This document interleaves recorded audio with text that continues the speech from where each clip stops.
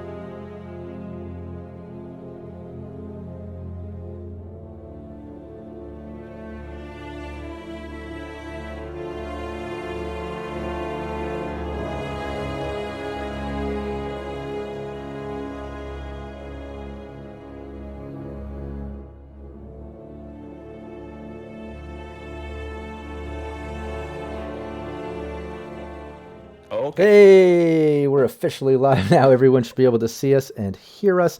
Everyone say hello. Let's at least check those mics. Meowdy. Meowdy. Hello. Hello. Meowdy. That works. That works. Chat, let us know if anyone's muted, anyone's frozen. We'll try to get that fixed right away. Sometimes little glitches happen as we stream, you know. Just be patient with us and give us the heads up. This is our monthly Shadows of Esteren game that we do right here, last Monday of the month, 5 p.m. Pacific time, 8 p.m. Eastern time. And yeah, we're just very excited to dive into this game. We love the system, the setting. We'll go into a little bit of a recap. We have a little errata too with the sanity system, something to mention as far as from session 1, and then we'll dive right into session 2. Before we do that though, let's take a moment and go around the table and everyone introduce yourself. Let people know where they can find you online and introduce your character as well. And I'm going to ask mods out there. I saw we have Raven, PWB. I know Steve and Phil, you two are mods, but I'd like if, while we're doing some intros here, I forgot to load in everyone's links into the little bot so I could trigger them. So any of the mods out there, if you can grab like, you know, Val's Twitter link, Phil's links, Roll to Cast, you know, Little Bones, Steve, maybe some Sirenscape links, and Rockette Fox. So as we do intros, we can drop them into chat for anybody tuning into the live. I would really appreciate that. I'm a little bit behind on that. All right, let's do it. Let's go around the table. My beautiful wife, Val, do you want to start it off this time? Sure. Let's do it. Mine is really short and sweet anyways. You can follow me at Twitter, cyber_Valerie. And here, last Wednesdays now, we're doing Phoenix. Oh, yeah, Phoenix Rising, the new Cyberpunk. Phoenix Rising. Yep. Woohoo, that's going to be fun. And Mondays here with this lovely team. And I'll be playing your Mangiensis. Said it very clearly this time. And I'm Lutetia. Oh, yeah. Yeah, and I should add, some of these words are a little bit tricky. This whole system, this world, this setting, it kind of leans on old Celtic, Nordic stuff mixed with, like, dialects, and it gets kind of crazy sometimes. But, you know, we were given the green light from the creators that, you know, however we want to pronounce it, just go with that, and it's good to go because, you know, nothing's perfect. We have a little booklet of pronunciations, but we'll do our best. So everyone just be nice. All right, Phil. Hello, yes. I am Phil. I am part of Roll to Cast. That's ROLE to Cast. You can search that up on Twitter or on YouTube or on any podcatcher, and you'll find our weekly actual play podcast, half-hour episodes, where we play a different self-contained story every season. We're currently our 8th season, so we've done everything from Cyberpunk 2020 in Red to Vampire to Avatar Legends, and we're currently playing Starfinder. So please come have a look. At the moment, we're in the Adelaide Fringe. We just had our first of 4 shows. Where I played a little bit of, ran a little Cyberpunk Red for folks. That was a lot of fun. If you hang out on our YouTube, that will eventually go up. We filmed it and recorded it, so it will go up in a nice high definition for everybody who couldn't attend. So have a look for that. Nice. But for today, I am playing Nedweir Varigel, a wilderness guide, if you will. Oh, yeah. Well put. I'm looking forward to seeing that. I saw some of the images and I think a couple little clips and stuff. It looked like a lot of fun. It was really cool. Yeah. Little Bones. Hi, that's me. I'm LittleBones309. I'm an indie gamer here on Twitch.tv. That's all I do over on my channel is play indie games. I do, in fact, have the smallest bones on the internet. You can't disprove me. And I play TTRPGs all around the web with my friends. And over here, I play Braquera, the cultist. A little spooky, a little strange. And I'm very excited to get even weirder. Yeah, let's get weird. Hey, Steve. So happy that you're here, able to play with us finally once again. What's up? Introduce yourself. Yeah, it's great to be back. Hi, everybody. I'm Steve. I'm the community and content manager over at Sirenscape. And we're the app that make all the cool sounds you'll hear in this game and pretty much all of Rob's other streams. You can obviously find us at sirenscape.com. You can find me on Twitter. I'm on Cowdeth. That's a nice and easy one to remember. And I'm playing a character who, despite what it says underneath my name, is actually just called Aegon.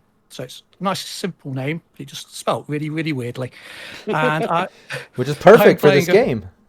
Exactly. And I'm playing a hunter who is a member of the Osag tribes, which are the kind of the natives of this this continent that we are currently on. Oh, yeah. And Rocket Fox. Yes. Hello, everyone. It is I, Rocket Fox, your second favorite person in this universe, and also the reason why we're late tonight. It was me all along. But if you want to find out more about things that I do, you too can find me over on the Sirenscape channel on Thursdays, where we are in fact playing weekly Cyberpunk Red in an amazing and wild and wacky fashion. I'm also going to be right here on Tuesday night upcoming. That's tomorrow night. Tomorrow. I'll get my timing straight. We're gonna get this. It's all right. Wait, redo it everyone. No. But yeah, I'm gonna be here. I'm gonna be doing the monthly weird, which is where I bring you all of the weirdest and best things to have happened this past month. So this will be from February, and otherwise you can pretty much just look me up anywhere and find me there. I have a Patreon where I send out fun stuff and have things online. But as far as tonight goes, I will be playing Morana, who is your not so friendly rogue, but there's been a couple moments of softness in there that weren't wholly angry and unpleasant, so we'll see if that continues. Oh yeah, I'm curious to see how this entire team keeps developing. I really had a great time with our session 0 and even a better time in session 1, just seeing the characters unfold and the chemistry build, and like it's very exciting. But again, I'm getting ahead of myself. Let me introduce myself. I'm the game leader here. I'm GM Rob Mulligan, but I'm also the founder of Cybernation Uncensored. Check out our channel. We have all kinds of content, all kinds of creators, GMs, shows, streams, monthly shows, weekly shows. We stream live almost every day of the week, some days multiple times a day. Rocket's show is tomorrow. Tune into that. I think we have a live stream every day this week, and a few of them on Thursday, a few of them on Friday, a couple of them on Saturday. Make sure you join us. Check it out. We would love to see you. We also put all the live streams from Twitch over on our Cybernation Uncensored YouTube, and then it goes out to like 30 plus podcast sites. Also every Thursday I'm over on the Sirenscape Twitch channel streaming live some Cyberpunk Red, as Rocket mentioned, and yeah, make sure you tune into that, and we put that out on our podcast as well. So if you don't get a chance to check out the live on Sirenscape's Twitch or on Sirenscape's YouTube with the VODs, check out our podcast for that too. Let me put up our Discord link in chat because we have lots of casting calls going on, as well as a very active community. I would love everyone to join up. Also, Steve, why don't you drop that link, if you've got it, to the Kickstarter. Shout out to Studio Agate, who created Shadows of Esteren. They also do Fate Forge. Sirenscape is an official partner with them, with doing all the official sounds for their games. We use them here. They have official sets, but also for Fate Forge, which is their current Kickstarter. I think it's just fateforge.org. Yeah, sorry, my cat was sat in the way, so I just had to move up. But yes, this is the link for it. It's a fantastic game. So the game itself has been out for quite a while, but they've just brought out a new Encyclopedia 2, they're calling it. So lots of rich detail of their Fate Forge world. It's an absolutely beautiful world, and as with anything Studio Agate put out, the art is just absolutely stunning. It's worth it just to see the artwork. Oh yeah, 100%. How close are you guys getting to that stretch goal? I want to see it hit there, because obviously I heard some of the Shadows Durg sound sets and what you did with that. And then I've been kind of using custom ones to work with, obviously, my campaign that I created for Shadows. But then you guys are working towards releasing official Fate Forge ones or ones for this Kickstarter. I'm wondering how close you are. I believe they actually hit it last week. Oh, nice. Just well, congratulations. flicking through. Hell yeah. So that'll be great. They've got 2 days left on the Kickstarter, but they've done really, really well with it. But as I say, cool. We've got 2 days left to jump on if you still want to get involved. And yes, they did. They have achieved nice. At this, so that's fantastic. Hell yeah, that's great. Right. Great news. Awesome. Well, everyone check that out. You still have 2 more days. The link's there in chat. It's just fateforge.org if you're listening to this on the podcast. Hopefully you still have a day left. I know we don't put up the podcast till after 24 hours of the VOD, so you'll have to jump on that immediately. Or just go back in time. Or just go back in time. There's always that option. If you live in Australia, you head over to the U.S. and somehow you're back in time and you can take care of some shit, then go back to the future. I already live in the future, so exactly. I just need to come back to the present. Yeah. Exactly. All right, cool. This is our Shadows of Esteren team. Check out Session 0 to learn in depth about the characters, Session 1 to see where they got. I'm just going to do a mini recap. Basically, the team has all come together in the capital Ostabai in Tail Caer, which is the kind of, there's 3 different sort of kingdoms within this whole peninsula of Trikazel. And yeah, they went down to the capital to meet up. They've all traveled there for different reasons. Like I said, check out the previous sessions. They got there, picked up some work immediately. Some of them have met up, kind of partnered up along the way. I think Lutetia and Bracara kind of met up during travels. Morena and Aegon met in the city, kind of bonded a bit. Nedweir being kind of the loner traveler, the Varigal kind of rocked on his own. But they all met up at the outpost to pick up a gig where they're paying double pay. They already paid half. And the team has to travel out to a small village called Braithen. They did. They went through a whole process, getting on a boat, traveling through the woods, windy paths, seeing some crazy shit, just some bodies all turned inside out, a traveler in a cart all broken up, ground wet, blood and guts and the insides pulled out. And we did some mental resilience checks. And I do want to do a little errata because we did review the rules a little bit more in depth. And, you know, we although some of our players were into symptoms, we kind of jumped and went all the way onto syndromes and had them kind of rolling into the crisis table and kind of went a little hard on that. It still would have role played kind of the way we did. We didn't go full on, right? But we should have went a little more towards those symptoms that are on the character sheet versus rolling on the actual crisis chart. So just thinking back, imagine that was those little moments for Nedweir. I think it was Morena and Aegon.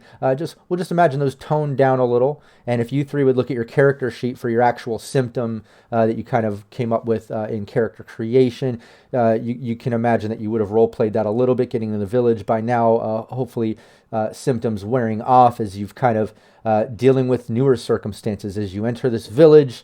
You make your way through. It's nighttime. You had to get down the path rather quickly because of being stuck in night. And yeah, from the shadow being cast from Morel Peak. But you got to the village, and you got to the village hall where it seems like a bunch of the villagers have gathered. This village being somewhere between 100 and 200 population, we'll say like around the 150, maybe less. It's a small village. But when you got there, there's a bunch of people. They're all arguing, just talking about things. When you entered the village, there was some people buried up to their necks, kind of stoned to death, heads all crushed in and bloodied like they were stoned to death out where the guards are. But you have your credentials from Ostabai, official business handed down from the king through the Varigal Post to go investigate what's going on here. So you were able to kind of just get in there and get to the town hall. And the general mission is from the Varigal Post was, get to Braithen. We've sent a couple trade Varigals that were supposed to just, go there regularly to get things, and they haven't been back. We sent a Magiensis there months ago during the hard winter because we got word that some of the villages were getting sick and such. Plus the cold was hitting hard in the winter. We sent a Magiensis there to help them kind of set up some heating nebulars and things he's created to let them harvest crops and work through the hard winters and do their woodworking and toolsmithing.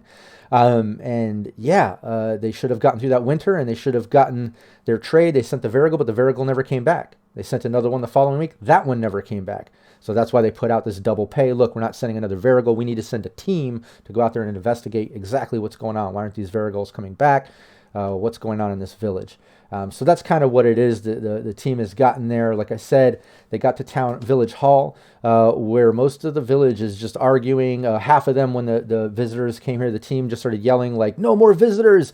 Let's stone them, burn them! No more visitors! They're causing the Fiend attack!" And things like that, where the other ones are saying, "No, it's not visitors, it's magientis. Oh, look, a dia mortis," and kind of the derogatory term for a magientis towards Leticia, instantly recognizing her as one with her vision glasses and such. So it's kind of like torn. Some are blaming the local magientis, and now here's another one coming. Some are blaming visitors. But as the arguing's going on, you met Elder Endrick. Elder Endrick, who welcomed you in, saw your paperwork, and said, "Okay, welcome to the village." Tried to quiet everyone down, basically, and introduce you to his beautiful daughter, Illustrious. And I think that's pretty much where we left off, with him quieting down the villagers, introduced to his daughter, introduced himself, saw the credentials, and was just about to ask, okay, what exactly brings you here? And I believe that's where we ended the session. Any other key points that I should bring up in the recap, or am I pretty on spot with all that? It seems like pretty much everything I can remember. Okay. Yeah. Okay, awesome. What was that? Steve, were you going to say something, or was I good? No. Okay, cool. Yeah, then before we dive in, let me give one last shout out to the supporters on Patreon. Val mentioned her Phoenix Rising monthly campaign that's starting up last Wednesday of the month, and we're going to be rotating in 2 new players every month from the $10 pool on our Patreon, where you get to vote for topics and stuff and be in that gaming pool.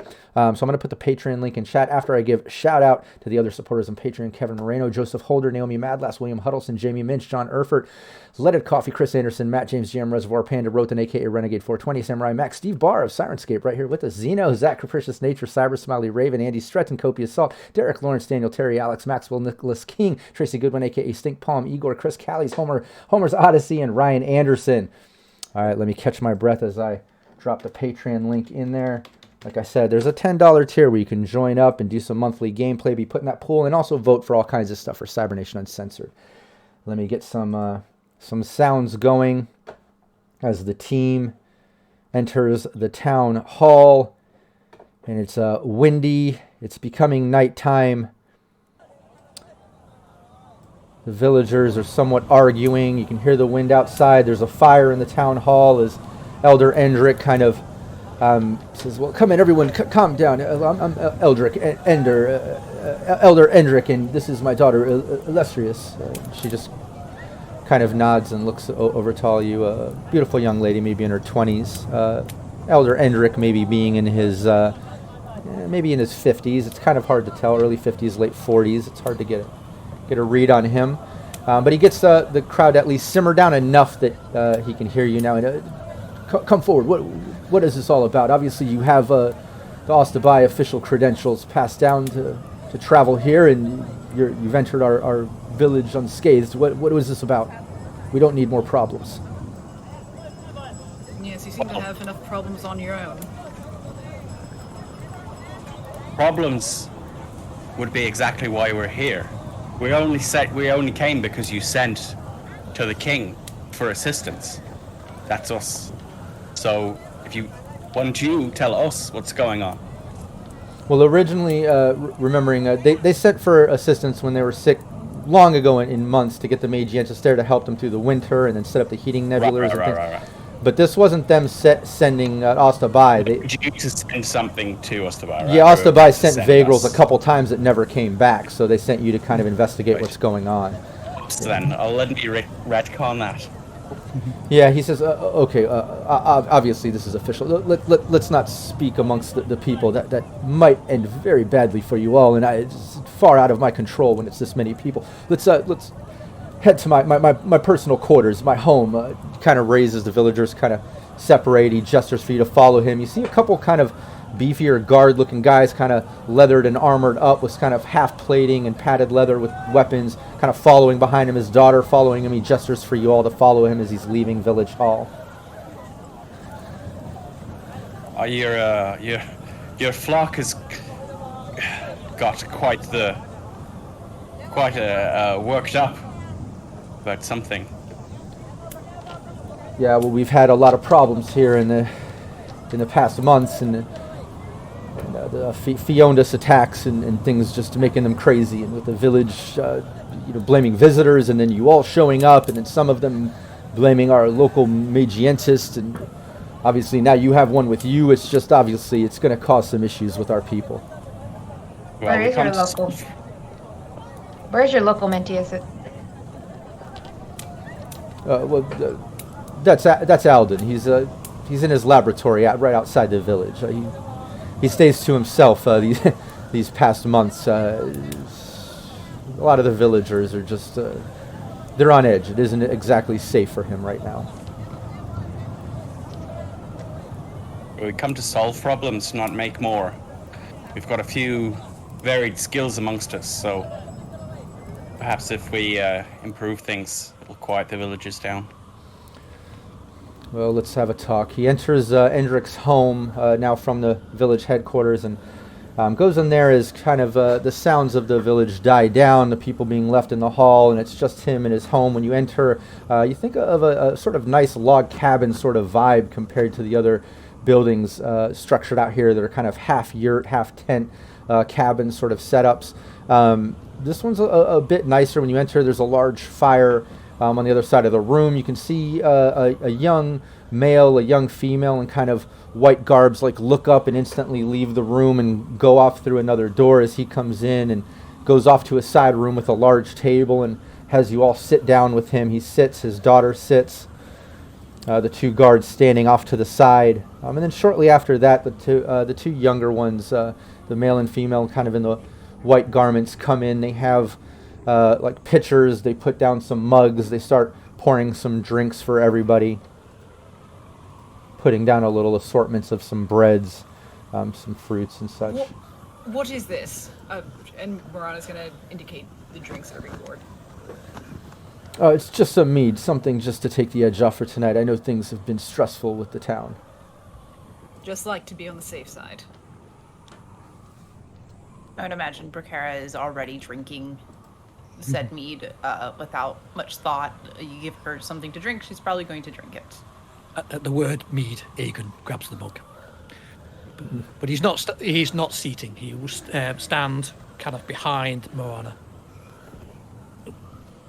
Don't suppose you have a competent healer in this town? Yes. Yes. Well, run foul of a few wolves outside your town. I wouldn't mind having someone look at these wounds. Oh well, yes. I can send for Dulrum. And he gestures, and one of the guards hands out. He's my local Demorth. He's a Demorthan. He can probably help take a look at you and see if there's anything he can do. But yeah, why don't we discuss things a bit? So you came from Ostabai. What exactly is the mission here? What is Ostabai saying about Braithen right now? Well, they were trying to find out what exactly was going on here, but it seems like no one was able to get here and back. Which does beg the question. Your two other visitors, and kind of gesturing toward where the front gate would be. What exactly happened there? No.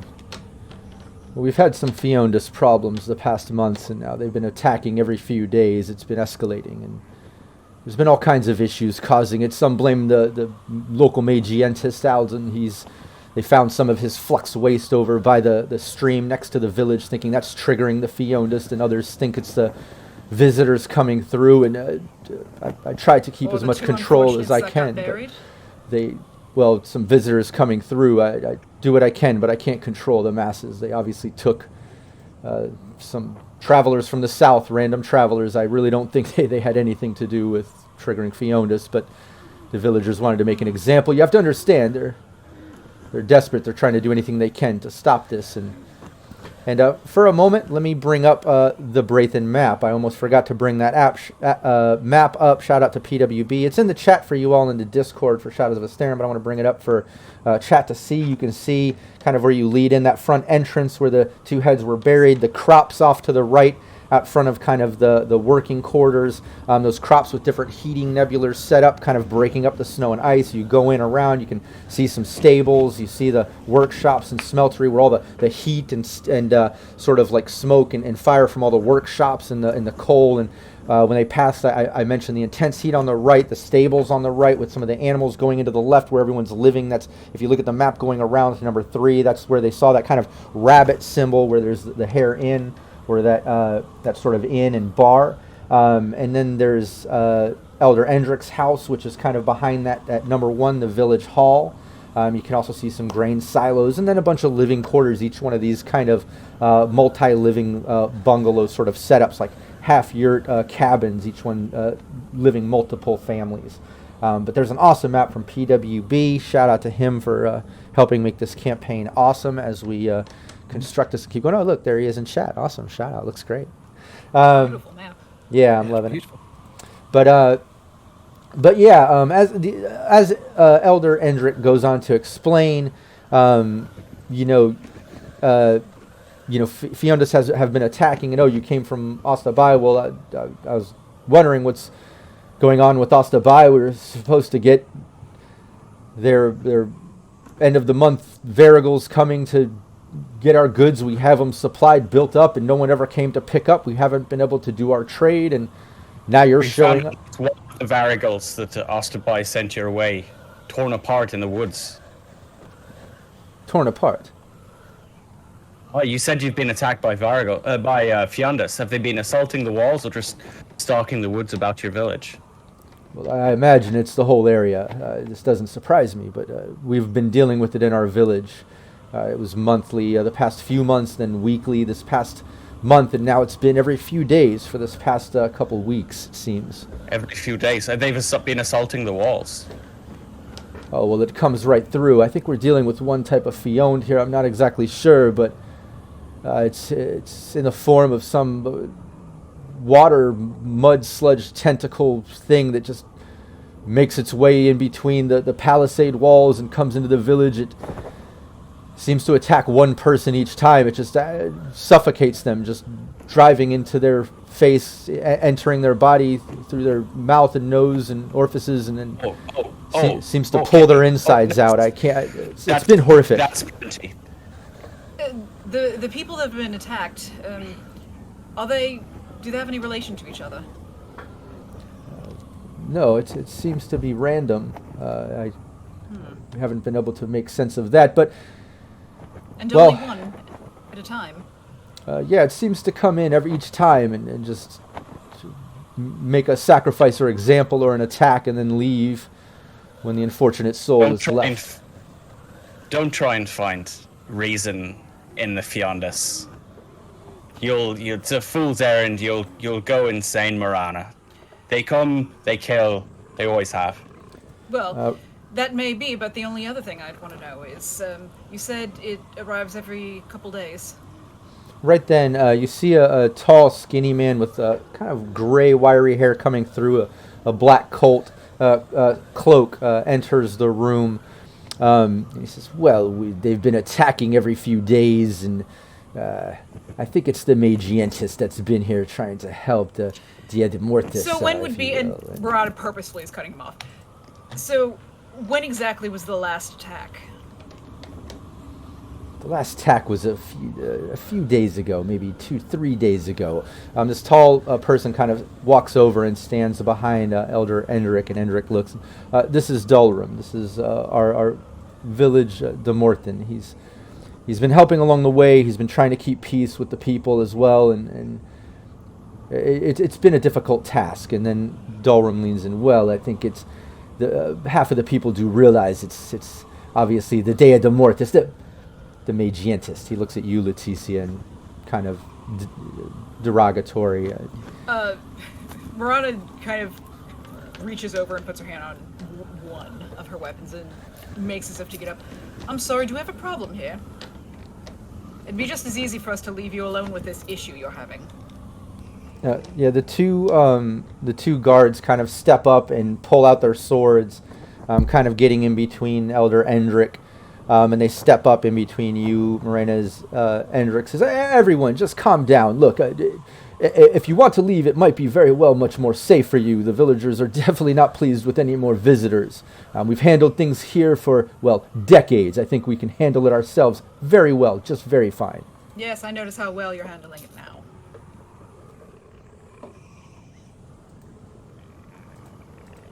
Gara, do you have any insight into these creatures?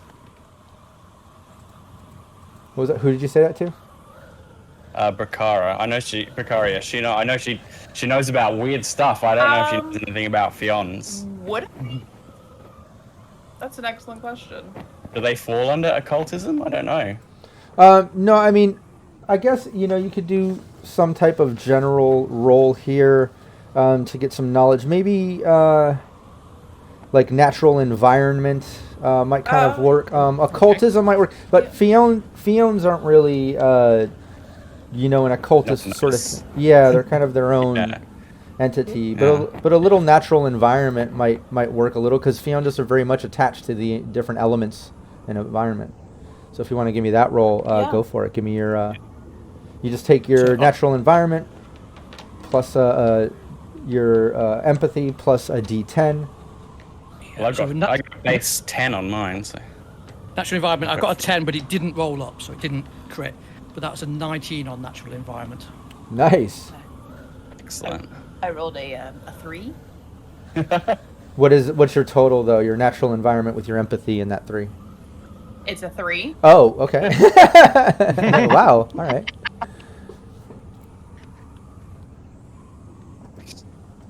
I got a 17. Not the one that I 17. wanted. What about Leticia and Morena?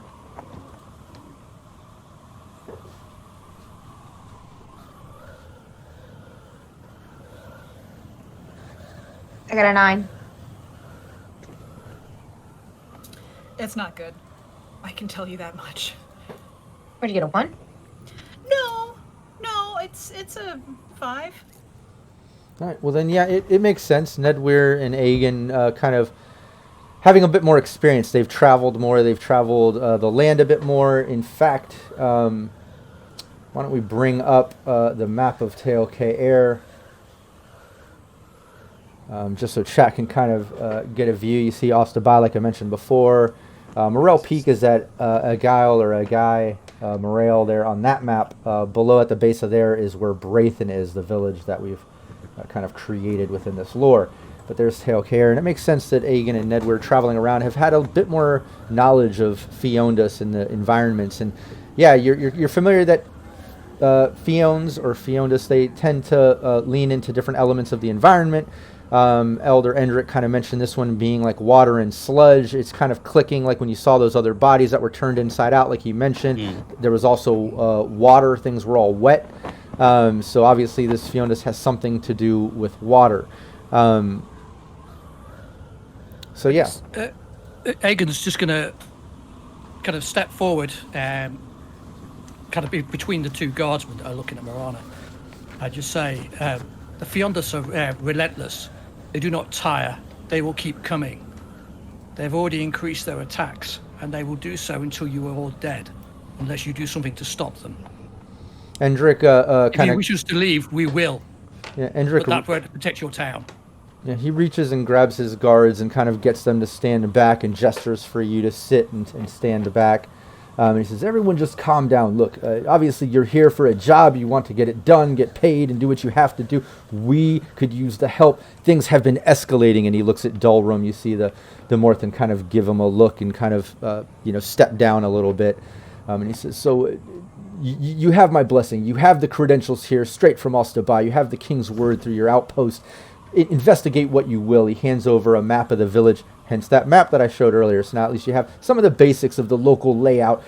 Feel free, use your credentials. Stay at the Three Hair Inn. You can stay there for free. Just show the lady credentials when you get there. It's run by an older lady, Arwen. Her daughter Leah pretty much runs it. Arwen's a bit of a shut-in. She's a bit older, but just show your credentials. You can stay there for free while you're here in the village. Investigate. You can talk to anybody you want. Just get to the bottom of this, and please satisfy this Fiond, whatever's going on, so we can end the chaos. And then Dulrum leans in, the Morth, and he says, well, I can tell you now it's very simple. It's the Dia de Mortis, the Magientist. It's him. We already found the flux waste by the stream. He's angering whatever is going on here in the elements. With respect, Morton, with respect, we have dealt with Fiondas as long as we have been here, long before the Deus de Morton even came down from the continent. We have... Should the Magientus not be here, I imagine the Fiondas would come and find us anyway. They hate you. They hate us. Deus de Morton, oh no.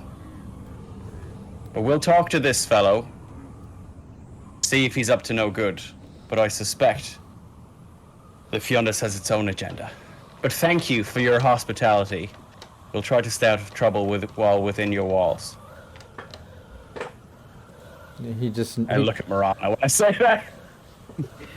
She is still like, hand is still on the weapon and still looking right at that guy right behind the leader. Yeah, and Endrika stands up. Well, very well, I understand. It's just the Fiondas are obviously triggered by something. Just whatever it takes. I appreciate the help. And then you see Dulrum, the Morthan, just kind of nod and doesn't say anything more. But the other kind of, I don't know, not weird, or just other thing to take note is the beautiful daughter, Illustrious, kind of looks at Aegon and kind of gives like a half grin and winks at you, Hagen. Okay. So just gives her a look back, but doesn't say anything. But he will turn to the de Morthan and say, Honor de Morthan, where are your sacred sites here? It's over by my home in my meditation ring. Are you interested? Do you practice? I would like to pay my respects to the spirits. Oh, well, very well. Stop by any time. It's the east side of this village. Bracara will speak up, Dagan, and this might be the first time she actually speaks directly to you. She will say, do you mind if I tag along with you for that? You are free to go where you wish. I will take that as a yes. Or a no, rather, perhaps.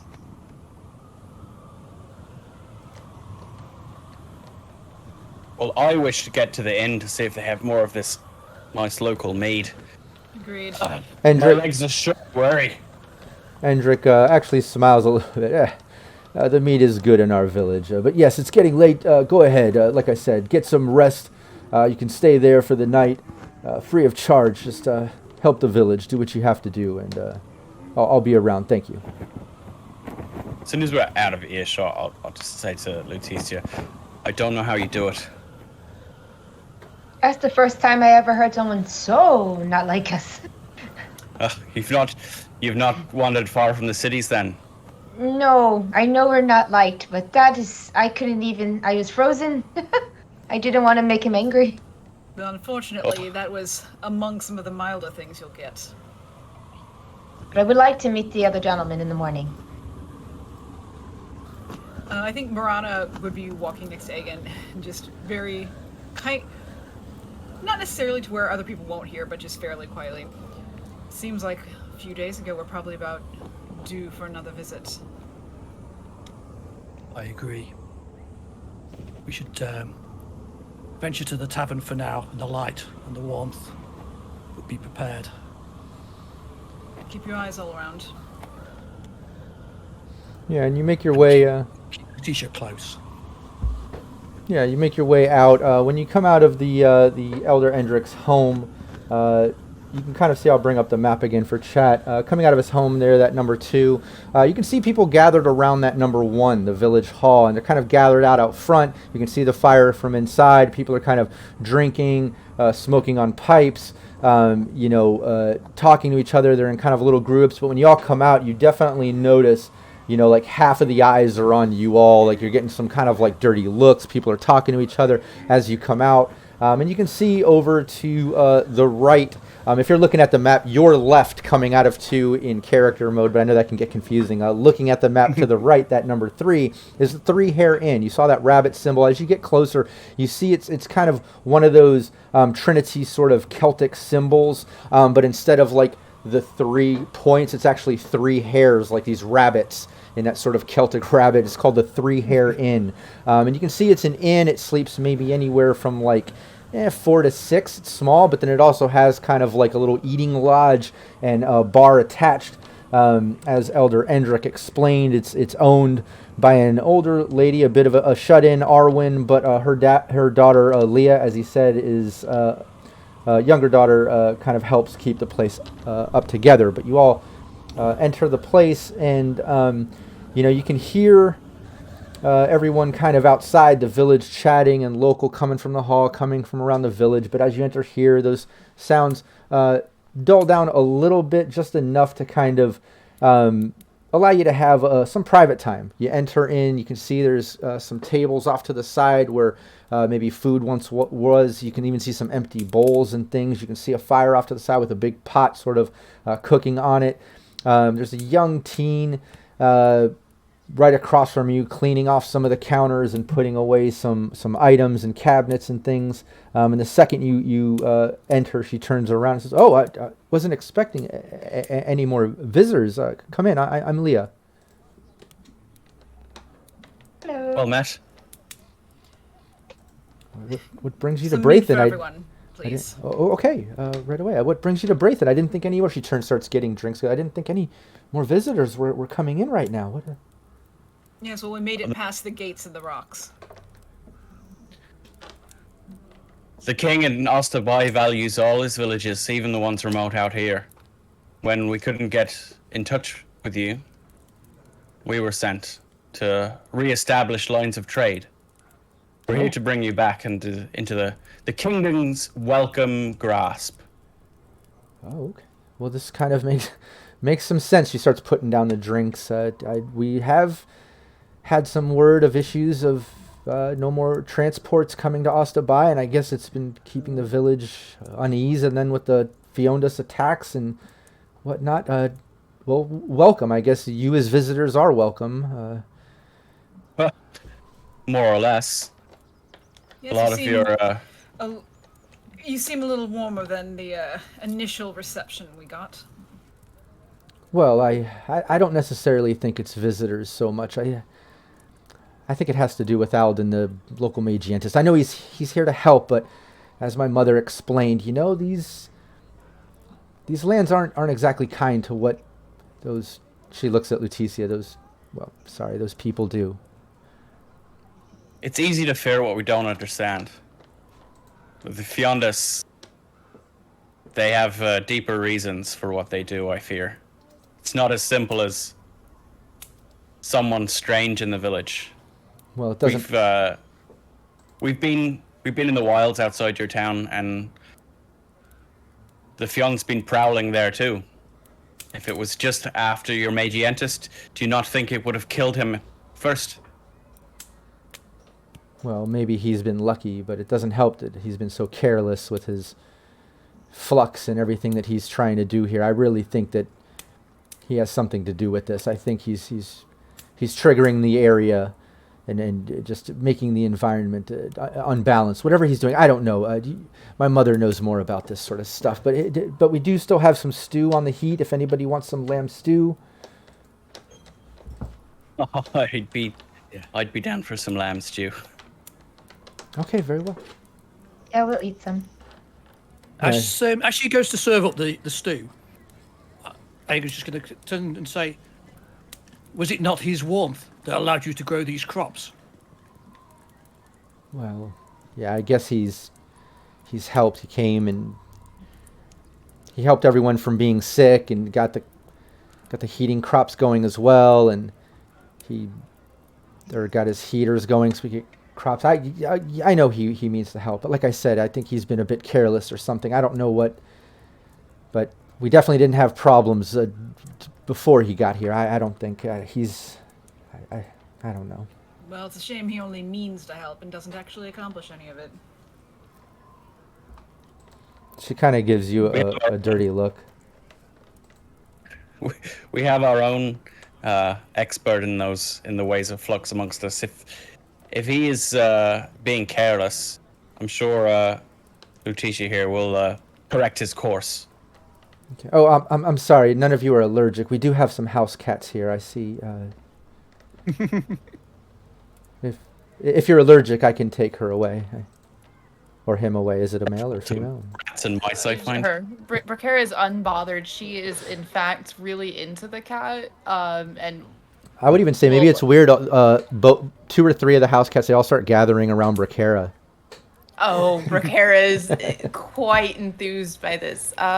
You suddenly all might realize that Bracara is very much like a cat person. And she is trying to pick up like one of the cats and just like whispers to it quietly. The god will speak to me, it will speak to you, and then we'll speak together. This will be very good. I like this a lot. Aegon's definitely smiling and tickling the cat until he spots somebody noticing them, then he kind of stands up. So, it's our understanding the last time there was an attack was a few days ago. Yeah, there was. It was an older man. He was one of our workers, and there was an attack. He unfortunately lost his life. I didn't see it, but I heard. In his home? No, they were working in the shops, and I guess he was on his way home for the evening, and I guess one of them attacked, or the one attacked, or whatever it is. I didn't see it, but I heard. In which direction did the attacks happen? It always comes from the east. It's coming. It always comes from the east. It seems to be coming from the stream, the Samson River.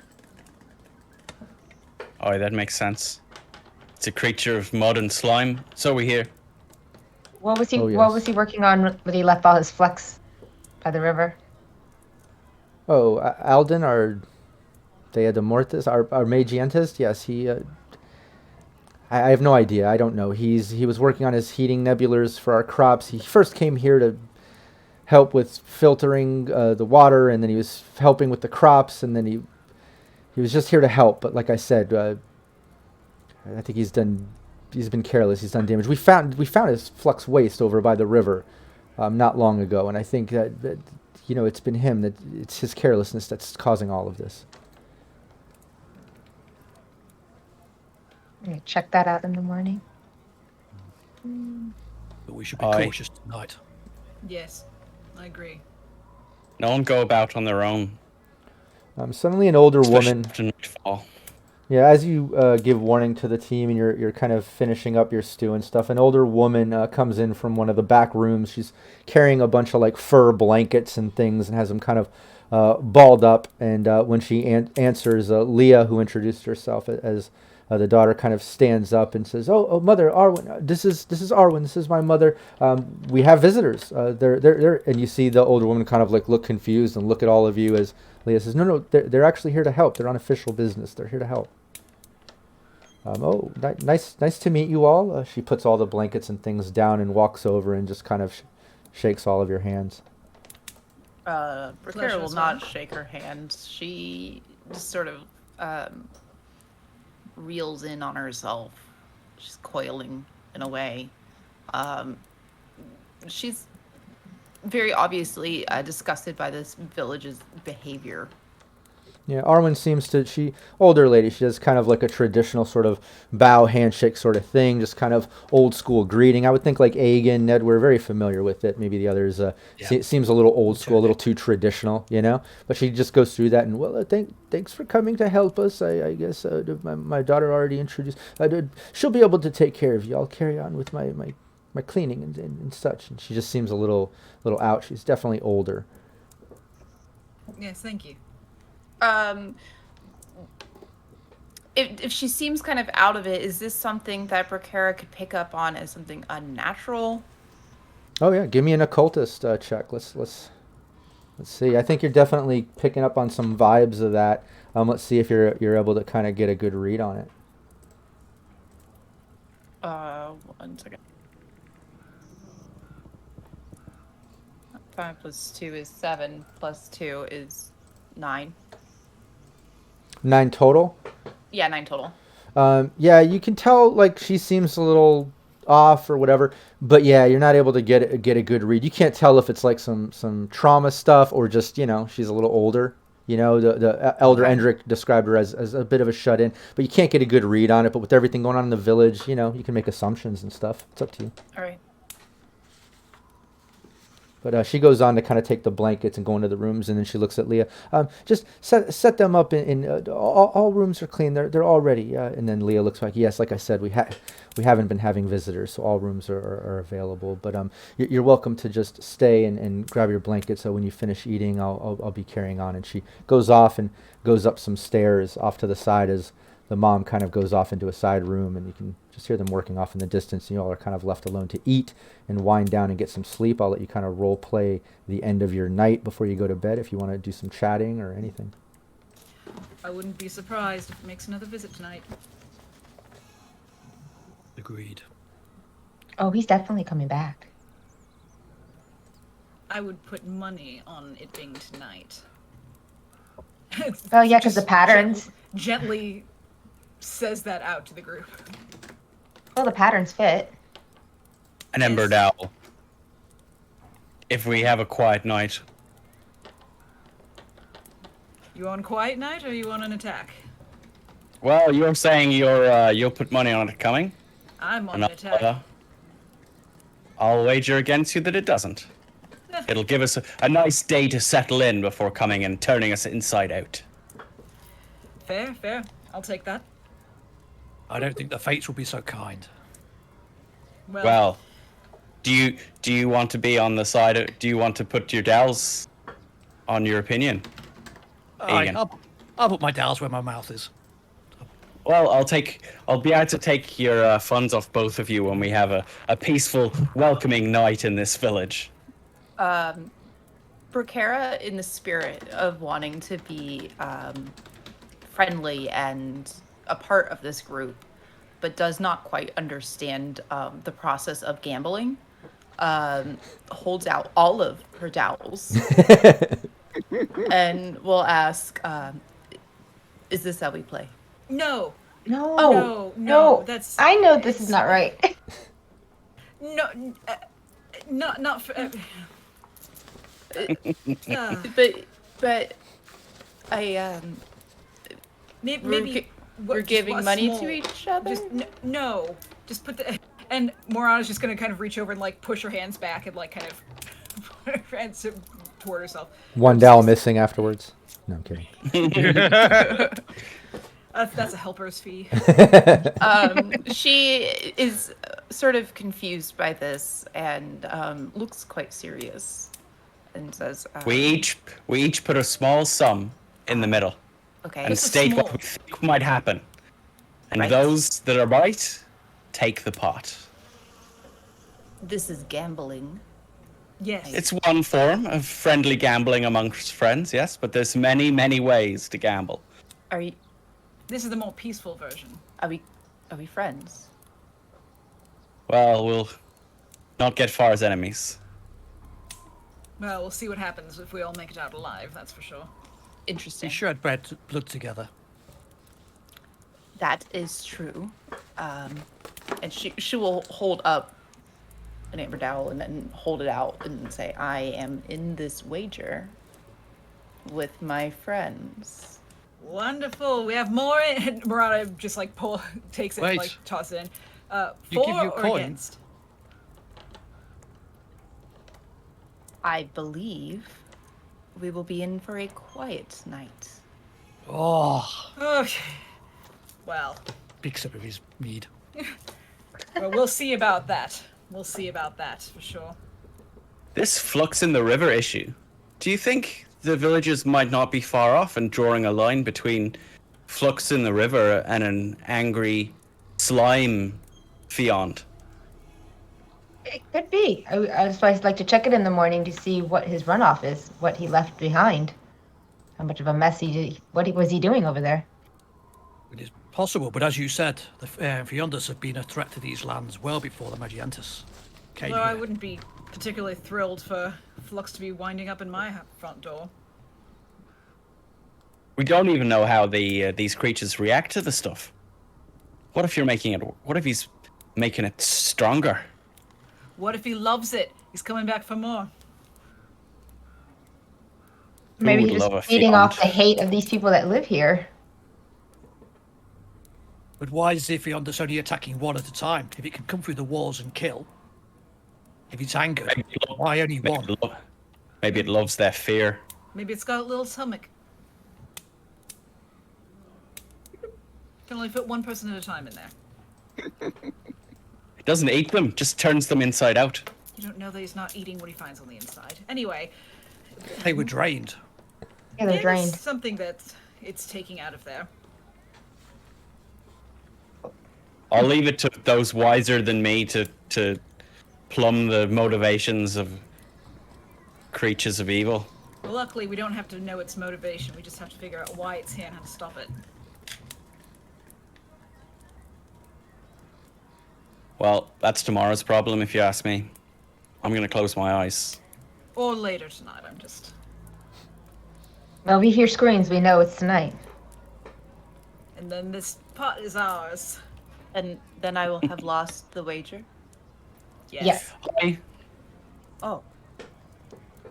Curious. We back up our opinions with coins, that's all. I see the look. She wants to change her vote. No, I don't. Are you sure? The night's young, I'd allow it. Even though that is one more split, I'm feeling generous this evening. No, I am feeling very confident in my guess. I feel as though if we were to have an attack, it would have at least happened by now.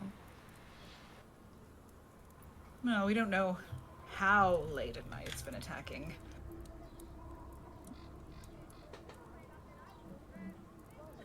Point of speculation that's keeping me awake. Brickera wants to power down as well. She's going to like find a spot to sleep. Yeah, everyone can finish up their stew, their mead, their conversation, and kind of find their own rooms. Everyone that can get their own room. They're small, they're humble, but at least you have a bed, you have a place to sleep for the night, and everyone falls asleep. Everyone gets some sleep as the sounds of the village kind of die down, voices kind of dissipate as the rest of the village gets some sleep as well. And you're just kind of left with the night sounds. What's that, Aegon? He's not staying up late, but Aegon is just going to sit by the fire for a while when everyone else goes to bed and just sit and nurse his mead and just listen over the town and relax. Nice. Yeah, everyone gets some sleep, and we'll say Aegon stays up for just a little bit longer while the rest sleep. Let's get Lutetia, Nedwer, Brickera, and Morena to give me... let's do perception. Give me a perception. So that's +4, 2 reason, and 2 perception for me. And you know what, Aegon, everyone give me perception. 7. Yeah. Sorry about that. I have a 9. 9 total? Yes. What's Nedwer's total, you said? 7. Brickera? 6 total. Total. 12. Nice. And Aegon? 9. The flames are very attractive and mesmerizing. Yeah, you don't really hear anything, Aegon, or see anything. You're kind of chilling by the fire, finishing up your meat as everyone goes to bed. And then you suddenly hear the door close, the front door to the inn, as you look over, and there's Alessris, the beautiful daughter of Elder Endrick, walking in. And she just kind of smiles at you and comes walking over to where you're sitting and sits down right next to you. As she's walking over and entering and you see that and kind of caught off guard, you can tell she's about to say something as she's sitting down, but you have a moment as you just notice all of a sudden she's walking in the door as the door closes and she's walking over. What would Aegon do during that? And Morena, just as you're falling asleep, you hear the door and you kind of wake up as you hear some movement. You can tell it's more than just Aegon out there winding down, like you heard a door close. Oh, she'll go up by the door and just kind of listen from the other side. Aegon, what would Aegon do as she approaches? Kind of, I suppose when he hears the door, his head will kind of jerk up because he was a bit annoyed that he didn't actually hear it. And then a kind of look of puzzlement on his face. Good evening. Yeah, let's have Leticia, Nedware, and Bracara take off the headphones as Morena's at the door, awake, and the rest of them fall asleep. And Hagen, you say good evening, and she kind of just smiles and sits down and says, yeah, my father introduced. I'm Alestris, but I didn't catch your name. She's kind of like Hagen. playing with the fur on your cloak. Oh, nice to meet you. We don't get a lot of visitors anymore out here, and I was just interested in meeting you in person. You look well traveled. You look like you. Well, I just wanted to meet you. It's good to meet you too. And she says, well, hopefully, I know it's late, and your friends are here, and like I said, I just wanted to meet you. Hopefully we'll get to talk some more while you're staying in Braithen.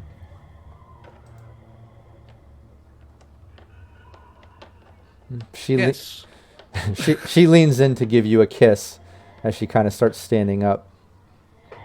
Aegon kind of backs away, kind of quite a startled look on his face. Forgive me, but no. She just kind of stops and, oh, okay. Hard to get. I like that. We'll talk some more. And she turns and then leaves the three hair in. Yeah, the rest of you. Be safe, miss.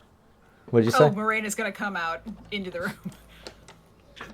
Yeah, Morena. Are you kidding me? The rest of you wake up hearing Morena talking with Yeah, she's Aegon. not being quiet. Are you kidding me? What did I say about needing sleep? What's going on? Just plug your ears. Don't. Listen, there's trouble there. You be careful, you. Trouble? What's trouble? I didn't do anything. I didn't start. She came to me. That's how it always starts. What's Bracara- going on outside? What's going on, guys? Bracara's very curious. Yeah, Aegon is actually quite red, a little flustered. Yeah. Yeah, you can tell Aegon's a You saw little how angry these embarrassed. people were before. You saw how angry these people were before. I'm just saying, keep your distance. Wait. Yeah. Wait, clue us in. What's going on? I'll wager it's the eldest daughter who was giving him the eye. What are you willing to put any money behind that wager? I know that I'm right. Surely. The way you're speaking. Again? Seems that our own humble and well-behaved and just catch of the day, Aegon here, has an admirer, as it seems. What can I say? She clearly likes a real man. Bracara's gonna get up and get uncomfortably close to Aegon. Aegon just gonna start kind of shying away a little bit. Just like nose to face. And she will ask, Aegon, why is your face so red? I don't know if this is really appropriate. Sat by the fire.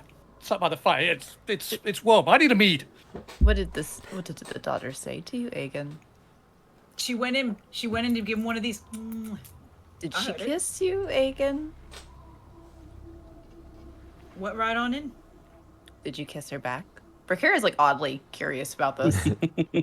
Like uncomfortable. Like it is. I imagine. Like this is meant to be really uncomfortable. Yeah, I feel like she's right in the face, uncomfortable. Leticia, I picture her in the back taking notes, like how she's like, social. Yeah.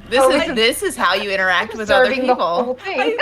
Also, I think as this questioning is going on, Morena kind of sweeps around to the side and is just right up by Bracara now. No, he backed away. He didn't give it because she leaned in to do it.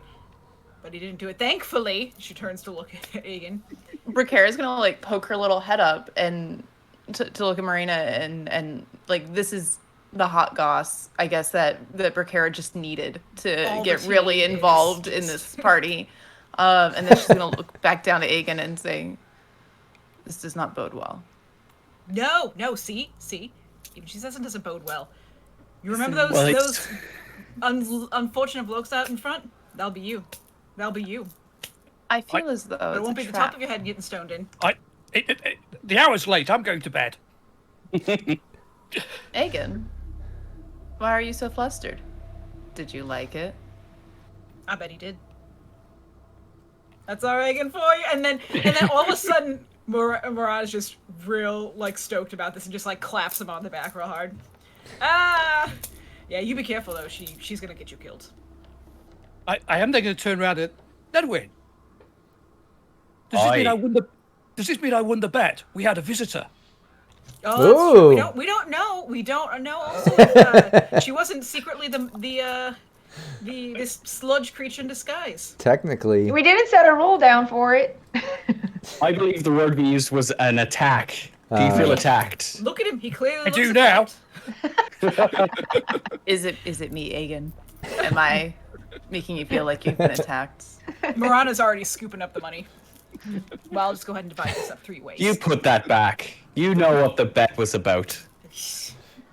Bracara's gonna look back at Leticia and sort of give a shrug, and then shake her head. She found this quite humorous, and she's going to return back to where she was sleeping. Nice. I also forgot to mention, should have mentioned it before we did those rolls, but there were some +2s. I don't know if the team missed it. I know I missed the 2 from Stink Palm, but I saw the 1 +2 from Crag Horst, if I'm getting that name right. But you do have 3 +2s if someone wants to keep track of that. I can't remember if we designated one person to keep track of those each time. I can make a spreadsheet. That'd be awesome. Yeah, just so we don't lose track, so you guys can use them, and then if they don't get used per session, they can carry over to the next session. That way, we never waste them if chat rewards them. But yeah, you have 3 +2s right now just from chat. I don't know if we had any from last session left over, but I didn't think so. but yeah, thanks Stink Palm, thanks Crag Horst. But yeah, you all get some sleep after that. Aegon finally runs off to bed, face gleaming red. But you get some sleep and no attack, no bothers, nothing like that. You just basically get some sleep, and you wake up the next day, hearing the village kind of going on around you and out and about, and the house is a bit active. You can hear some moving around in the actual house, and you can hear Leah talking to her mother, and they're just kind of chatting and talking. It's hard to make out exactly what they're saying while laying in bed and getting ready. But that's kind of what you're getting out of the morning. What is everybody doing? Did Bracara have a dream, by chance? Yeah, I would say that she would have the same sort of recurring, feeling, suffocating, and it's almost to the point that you feel like you're choking to death and just suffocating, and then all of a sudden, a big loud noise and just steam and an explosive sort of you feel just a rush of adrenaline as you wake up kind of sweaty. Can I do any sort of dream interpretation with occultism to sort of see if I can find any meaning behind this at all? Oh, definitely, yeah. Give me an occultism check. Can I use a +2? Do I need to, I believe... Do you have a discipline under occultism specific? No, I don't have a specific discipline, no. Yeah, because you did, then you just take your occultism plus your reality, or reason, rather, and then plus your 1d10. You can take one of our +2s, why not? Yeah, I was going to ask you, do I need to call that +2 before I roll? Yeah, if you use a +2, just call it, you use it, and then little homebrew I do, if you want to use a +2 after a roll, it's double the cost. So you'd have to use 2 +2s for a +2 after a roll if you forget to call it prior. No, it's a good enough roll. I got an 8 on the die, so that's +5, and then +2, so 10, 15. Oh, nice. Yeah, definitely. That's a well above what I was looking for. But and it makes sense that now you take a little time laying in bed as you hear some chatter going on between Leah and her mother, and you wake up after that dream, and you've had it recurring. You've had this dream about, four or five times, or 3 or 4 times since the beginning of getting to Ostabai. It didn't make a lot of sense to you. You didn't really connect any dots with it or make too much sense of it until now, where it kind of clicks. Like, you're not positive, but it's definitely, you're finding some type of relation to what you saw in those bodies, and you're hearing, as Elder Endrick described, how the Fionn attacked people, kind of suffocating them and hitting them with that sort of water and sludge just going into their body and pulling them inside out and stuff. You're not making much sense of like everything going into a loud like steam and then you waking up.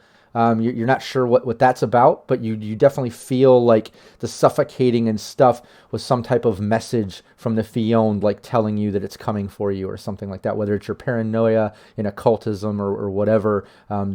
That's how you're interpreting that. Okay. Rakara, like, I would imagine she's going to gasp awake and say, after a moment of thought, she will say out loud, just idly, mostly to herself, but loud enough for the others to hear, God has spoken to me again. Aye? What's he saying this time? The Fionn are coming. Could Well- you have told him to come last night? I can't believe this. Dals, hand them over. One each for us. Oh yeah, you did It's still one. on the table. We take those. I hand one to Rikaria. She does not care about the Dowls at all. She is convinced that God has just spoken to her again, and she wholeheartedly believes that it is in fact God. And Well, and I would we say, don't need God to tell us that Fion's coming.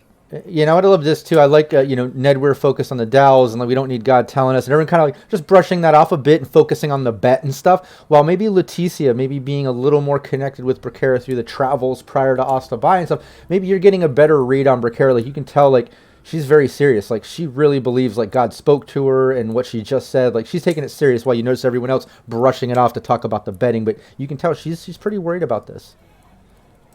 Yeah, I'm going through my notes while she's talking and looking at it and going, no, she's on to something. It might not be a god, but there's something going on. She's definitely feeling it. I would definitely listen to her.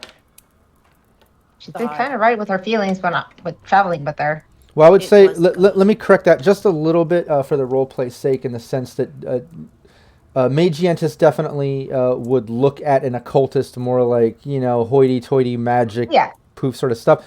What I was referring to was more that you, at least on a more friendly level, where you can kind of look past her occultism, whatever, like, you can tell, like, it's bothering her. Like, she legitimately believes that God spoke to her and it bothers her. I wouldn't say that you believe that and would tell the others, like, hey, we need to take her serious. You still think that she's kind of, but you do know that you do show some concern for your friend. She does seem very much convinced that God spoke to her about this, and she seems worried about it. Does that make more sense? Yeah, that's what I meant. Like, I don't believe her, but I believe her as my friend. Like, she, I would take her feelings in consideration. Like, we should at least listen to that side of her. Her feelings are valid for her. We shouldn't brush them off. She's like shaking, like she's rattled. She is both elated that what she believes is God speaking to her has happened again, but she's also very scared. You should seek the wisdom of the Demorthan. The one that was here? They are wise in such things. Ugh. The Demorthian gentleman that's here. You left a bad taste in my mouth. The man may be an ass, but he still has the knowledge. This is true. Oh, you two can go talk to him. I would like to go talk to the Magiensis. I'll go with you. I'd like to see this Magientis too. I'm worried about what he's been careless and triggered this, inadvertently or no, triggered these attacks. If you're traveling to see your, just gestures at you, Letitia, because you can't even say the word. I would like to come with you and see the site where they say that he befouled the river Yes. Yeah, so it We should sounds. all go. Yes, let's stick together. You can visit the Demorthan for a little spiritual consultation later, perhaps. I will go on my own then.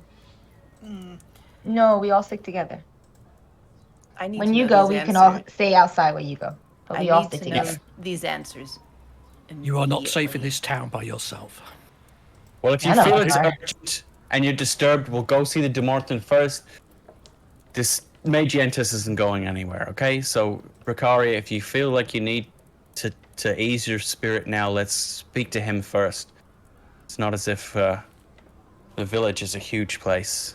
Well, and we can stop by whichever is on the way to the other. Okay, Brigaria. It's just a dream. It's not just a dream. It's not just a dream. Okay. And yeah, you can all get a little bit of breakfast as you meet with Leah, and you see Arwen just kind of tending to the inn, and she serves up some bread and some fresh juices, and yeah, you're able to at least get a light breakfast and get started with your day, and then head out. You head out into the village. People are coming and going. You see people getting out of their village, you know, their homes and huts and things, and kind of going around. People are still kind of a bit intense as you come out, as you see some of them like giving you kind of a look. The one thing you definitely notice is the second you leave the Three Hair Inn is you get hit with hard, cold winds. As once again, even though the sun is up, you're just hit with that sort of gray glow. You're on the trail end of that super long winter. So when you come out here, it's still hard, it's still cold, the winds are whipping, but you can carry on like we said. You can go take Bracara to go chat with Dolrum a little bit before you head off to the Samson River to investigate that, and then maybe go check out Alden and his laboratory. Those are the things I'm hearing anyways. Does that sound right? Yeah. Okay, cool. Yeah, let me bring up this map. Is like I said, off to the right of that village hall, just south of the Three Hair Inn, is Dolrum's home. You can clearly see out front a petrified tree that has all kinds of rune carvings in it. It has like these two stones on either side coming out of the ground in this sort of structure. And you can see Dolrum actually standing out there, and he seems to be meditating. He has his eyes closed. He's doing some gestures. It looks like he has an apprentice behind him, a younger male just standing behind him holding some type of book.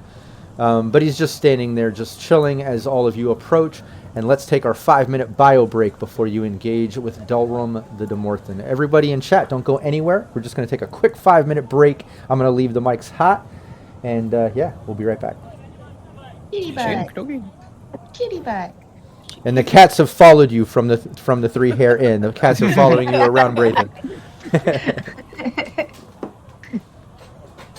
All right, back in a sec, guys. Yep, likewise. Okay. Oh.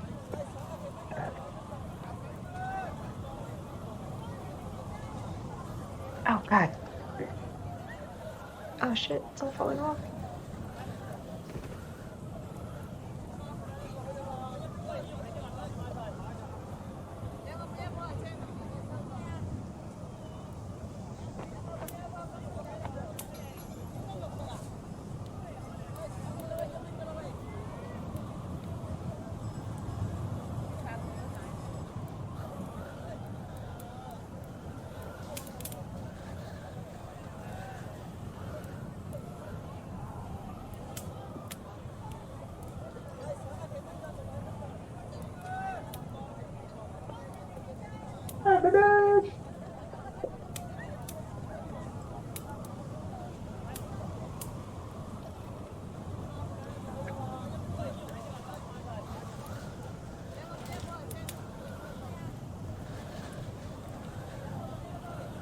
Hungry.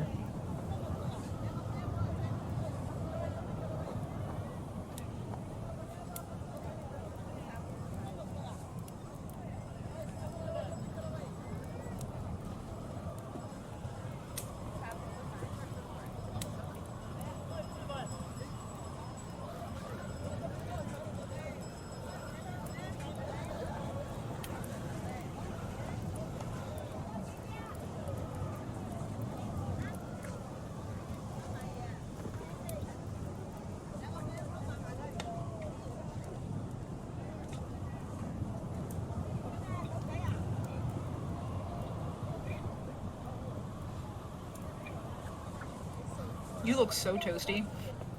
I am really, really hot.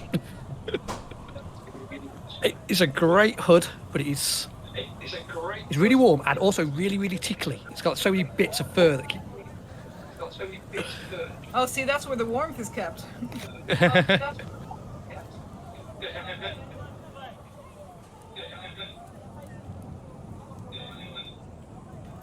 My guess is the daughter is actually this monster. That's my thought. That's not why I pushed away her offers, but that, out of character, that is my kind of first thought, is it? Can you just imagine, like, she goes to kiss new people, comes in, then just pulls other insides out.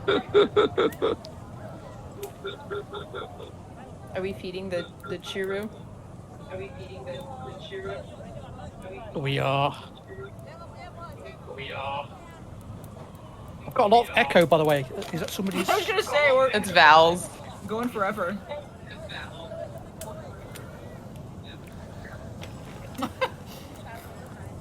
Have a nice view of Cattail right now. Oh, gone. I'm not sure. I like or including the cats into the scenery. Going Yeah, to be that's fun. an ongoing plot point. Mm-hmm. No, it's not the daughter. The monster is actually all the cats just in a pothole. Elder Core cats. It's the same thing as every time you're sleeping. They go and they just like stick their feet in your mouth. God. What did I just walk into? Don't worry about it, okay? Is that just my cats? Your cats No. with your... My little cat likes to sleep directly on top of my head like a hat. That's cute. But if I move, I'm doing it wrong. At least you don't wake up snuggling to a big butthole. Because that happens Oh, to I me with do. my dog. I do all the time. It's just cat butt. Yeah. I mean, the if it big is dog, close I'm enough, like snuggling. I'm like, oh, this is a nice, comfortable, warm pillow. And I open my eye, I'm like, no! Every time. Lily does it. She gets up onto my thigh and she sleeps on my thigh in such a way that she just puts a dead weight on the thigh. So when I try to get out of bed, I've got a dead leg. Every morning she gets me. Steve, I like that you have a Lily and I have a Lilith. Aww. Very Alright. cool. She acts just like Lilith. She likes to do this thing where she likes to go underneath the blankets and with all of her claws out, very gently claw against your foot, but very, very gently, just enough where it like tickles and wakes you up. I mean, gently is nice though. Like my one cat, my two cats that are brothers are I think gonna be 18 this year, and they outage my husband. So, Wow. in terms of how long we've all known each other. Right. But my black cat used to sleep on the pillow next to my head before my husband was around. And so what would happen whenever he was there and the cat couldn't sleep on the pillow anymore, he would come into the room real quiet and just sit at the foot of the bed, just sitting there, like on the floor, just waiting. And then like jump up, attack me, and then run out of the room. The cats, the That's girls too cute. also like to wrestle on top of us while we're trying to sleep. That's always a fun game. So Poppy did not care. We had this like little cat igloo thing. Poppy did not care about it until she saw Lilith in it, and then she really wanted in it. So now they're doing they're doing this thing where Poppy just like grab pulls Lilith and like kicks her head a bunch, like rabbit kicks her head. You asshole. Be nice. That seems about right. But then she'll Lily- groom her and be like, I love you. She'll run in, swipe at Branson across the back of his head or his side, run away, he'll chase her, and then when he catches her, she'll then start squealing and whimpering, so I go to save her. And then she'll go and do it again. She just literally does it for the Yeah, she's attention. doing that on purpose. That's Yep. funny. She trained you. She says, Yeah. Dad loves me more. Haha. Look, Papa, I'm just a little baby. Oh, I'm just a baby. Help me. literally. Poor Branson just trying to lay down, and he's just being battered by this one. But she's just a baby. Hey, Steve, Oh, it's echo on someone. I just noticed you have a little something on your face right here. Just right there. Kind of similar. It's like black. To, You got some, I'm kidding. Oh, I think Keep going. Oh, now Val left. I was ready to go. I was like, let's do this. Yeah, Get an echo off someone. Echo. Hello, it's me. No. No. No, Hello? Echo? It's done. I think we're good. it's stopped now though. Okay. All right, let's Maybe it go was me. back. That's why I got up. All right, let's get back to it. Oh. Hold on.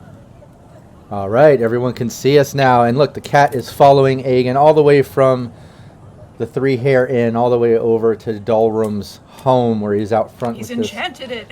Yeah, he's out front with this sort of petrified fossil tree, these two rock formations. As you all approach, he has his eyes closed. It looks like he's doing some meditation stuff. You see the apprentice or assistant that's standing behind him with the book kind of like look up at all of you and just hold up his hand for all of you to kind of wait.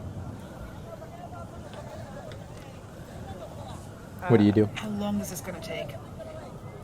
Miranda says this to anyone in the group. Ricker I- will look and say, as long as it needs to.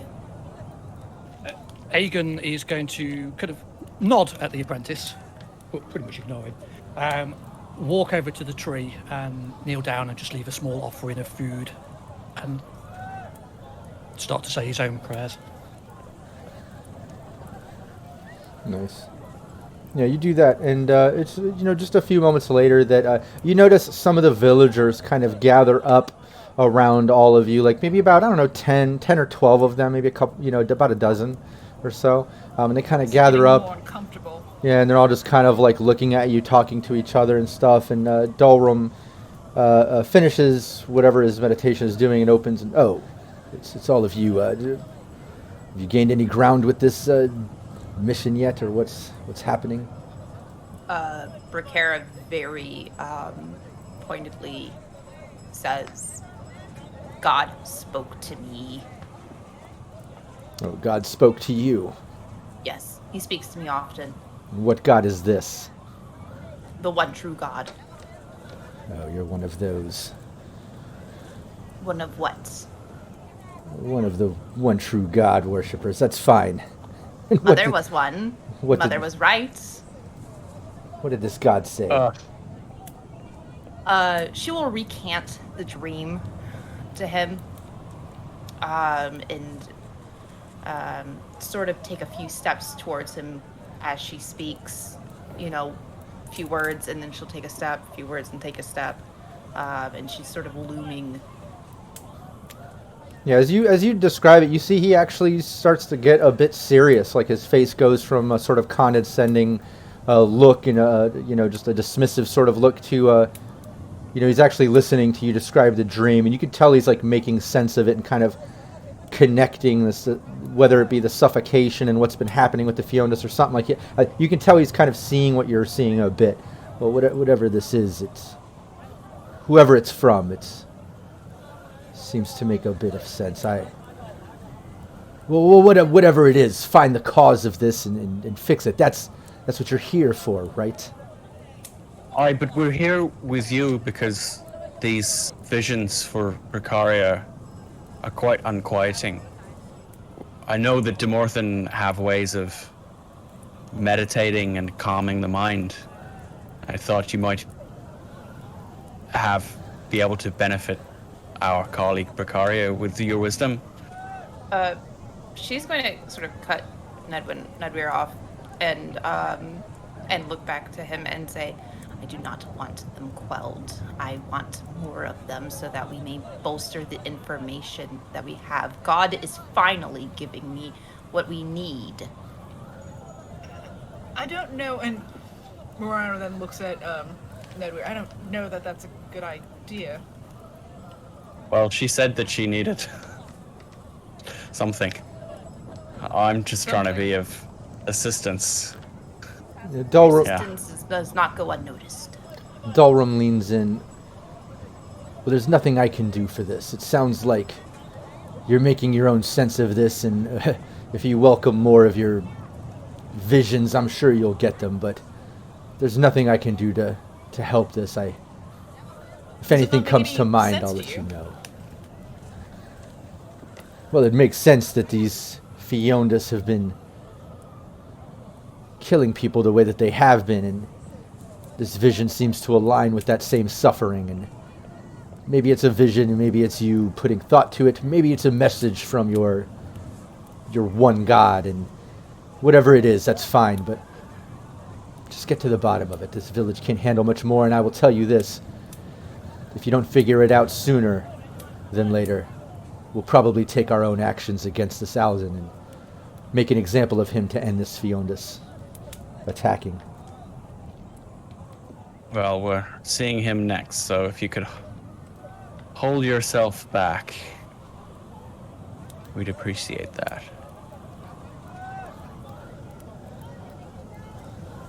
I can only do What a so lovely much. fellow. And he's like, I can only do so much, and he gestures over to the villagers that are gathering, and like you can tell, just like you've been seeing you get here, like whether they're eyeballing you or like he's saying they're angry at Alden, blaming him for what's going on, or whatever it is, you can tell like there's just this tension. You've seen the stoned villagers out front.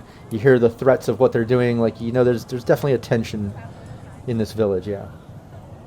Stand from the shrine and kind of walk back over to the group. I just ask him, what can you tell us of those that have died in the village? Well, I can tell you that it definitely came across random. These people were innocent workers. They were village harvesters. One was one of my assistants over a month ago, one of the first attacks. It just makes no sense. It comes when it comes, and it just attacks whoever it can attach to. Men, women, people of all age? They were all harvesters? Yes, it's been a variety of occupations.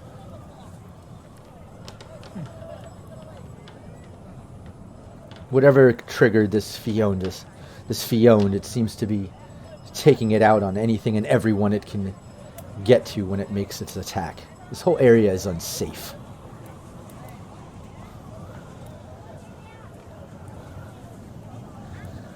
Well, if we're done talking to him, let's go. He's negative Nancy. Agree. Rakara's gonna look back at him one last time and say, I wish that you were not as useless as you seem now. to be. I agree with that. I agree with that sentiment. Come now. Watch your words. We do not need more trouble. He just gives you a dirty look, Rakara. Turns back to his petrified setup and tree and rock formations and goes back to his sort of meditative state. Oh, she'll hiss at him. Throw a little rock. Bink. Come now. He has the support of his whole village. I had this You may not one like dog. him. None of this was going to be good for us from the moment we got here. Aye, let's see if God can deflect stones thrown to your head when you're buried up to the neck. I don't would never plan let to this let happen that to happen. me. God will protect me. Well, I intend to protect myself. If we piss off the whole village, we'll make that a lot harder. I thought you wiser than that, at least, Marana. Listen, I'm not going to count out any idiot who has all of this delusion of thinking that he's important for some reason. At least I didn't kiss the elder's daughter.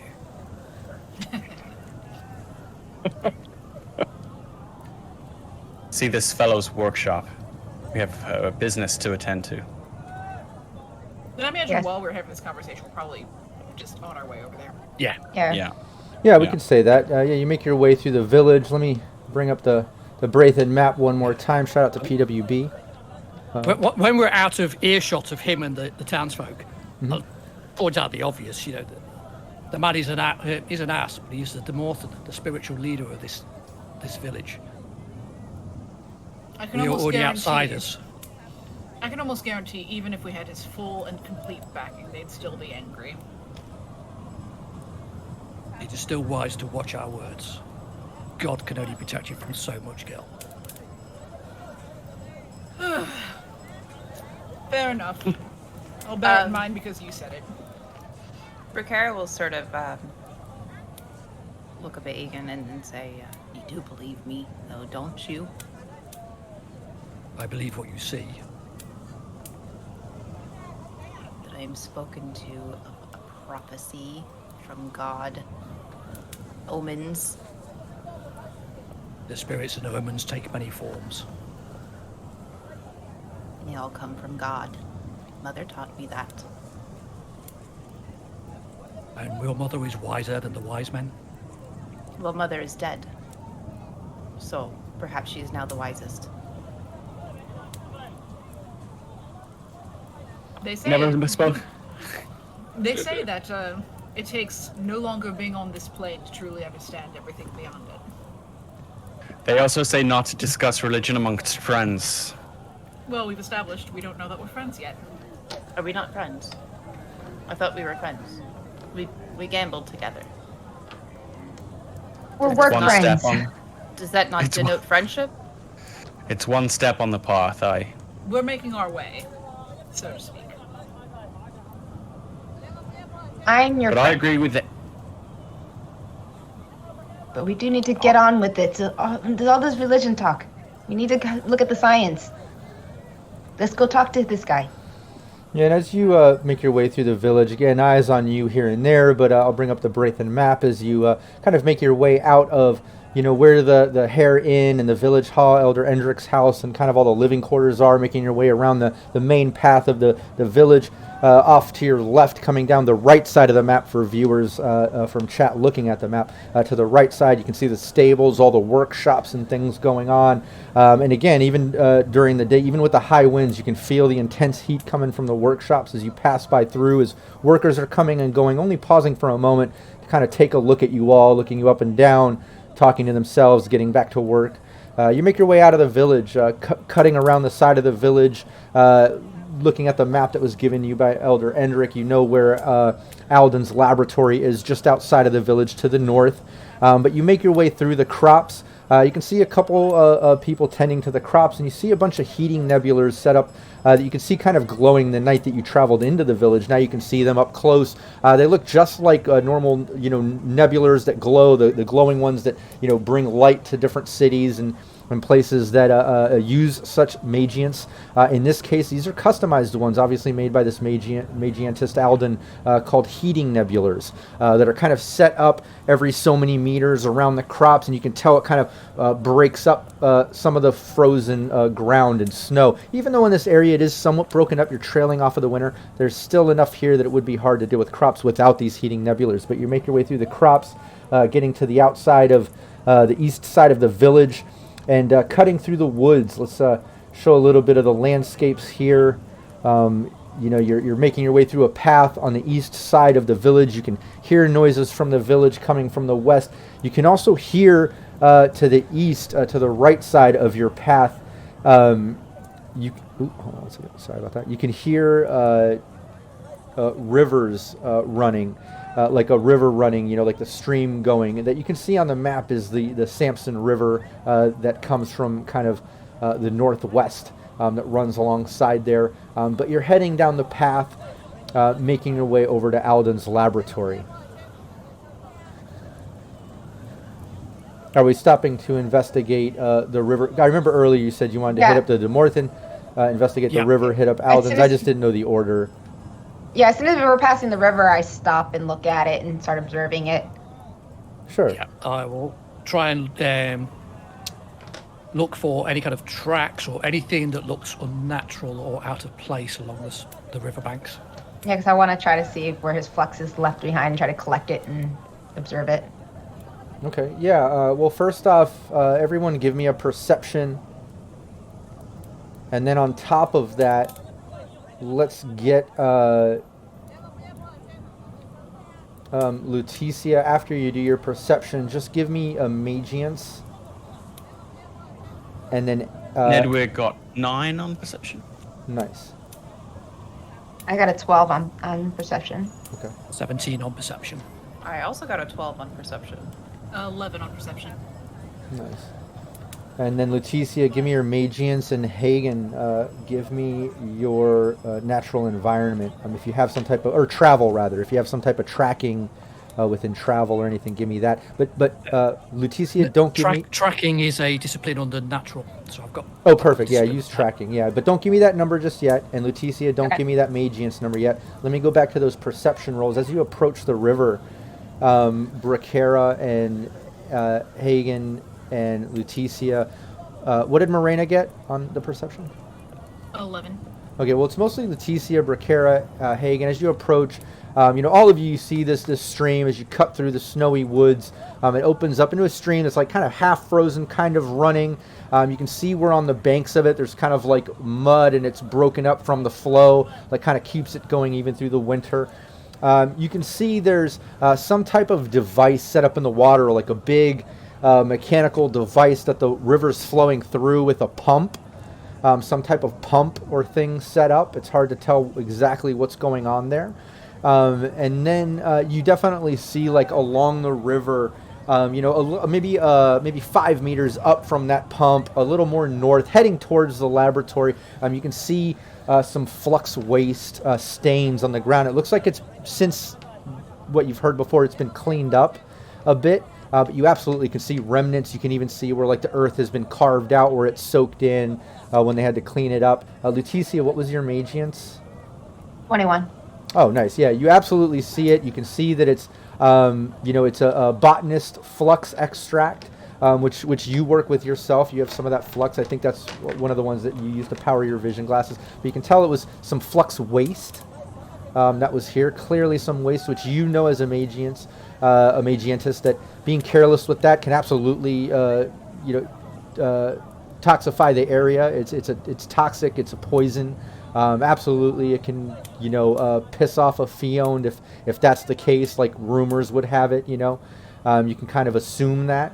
Maybe you investigating that and talking about the experience between Nedwir and Aegon can kind of almost confirm that maybe that could be a trigger. You're kind of connecting the dots there. You also make sense of that pump. That's such a great Magiance role.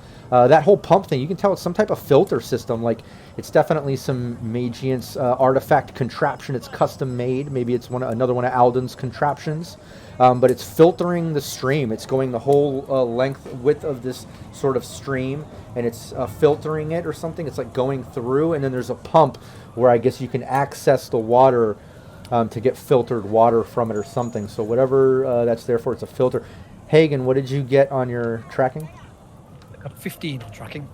Nice. And Nedwir, you have tracking too, don't you? I don't have the tracking discipline, but I do have excellent natural environment.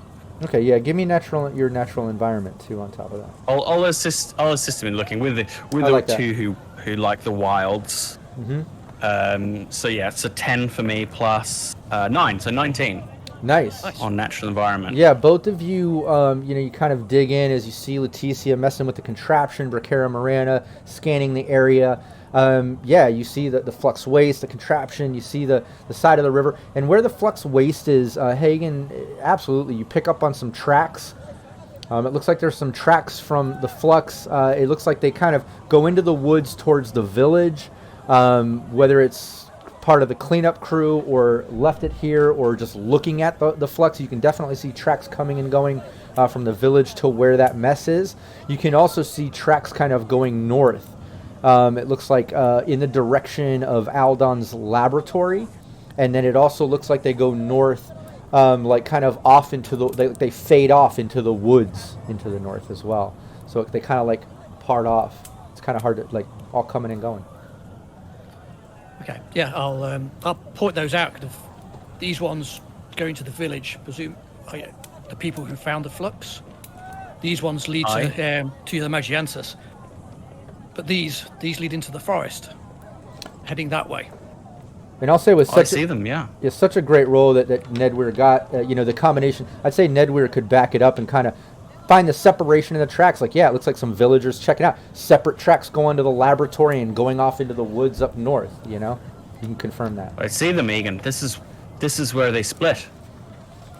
These make sense, but the ones into the woods don't. There's no reason. Who would wander into the woods with a creature like that stalking? How much do you think there's some sort of reason for it?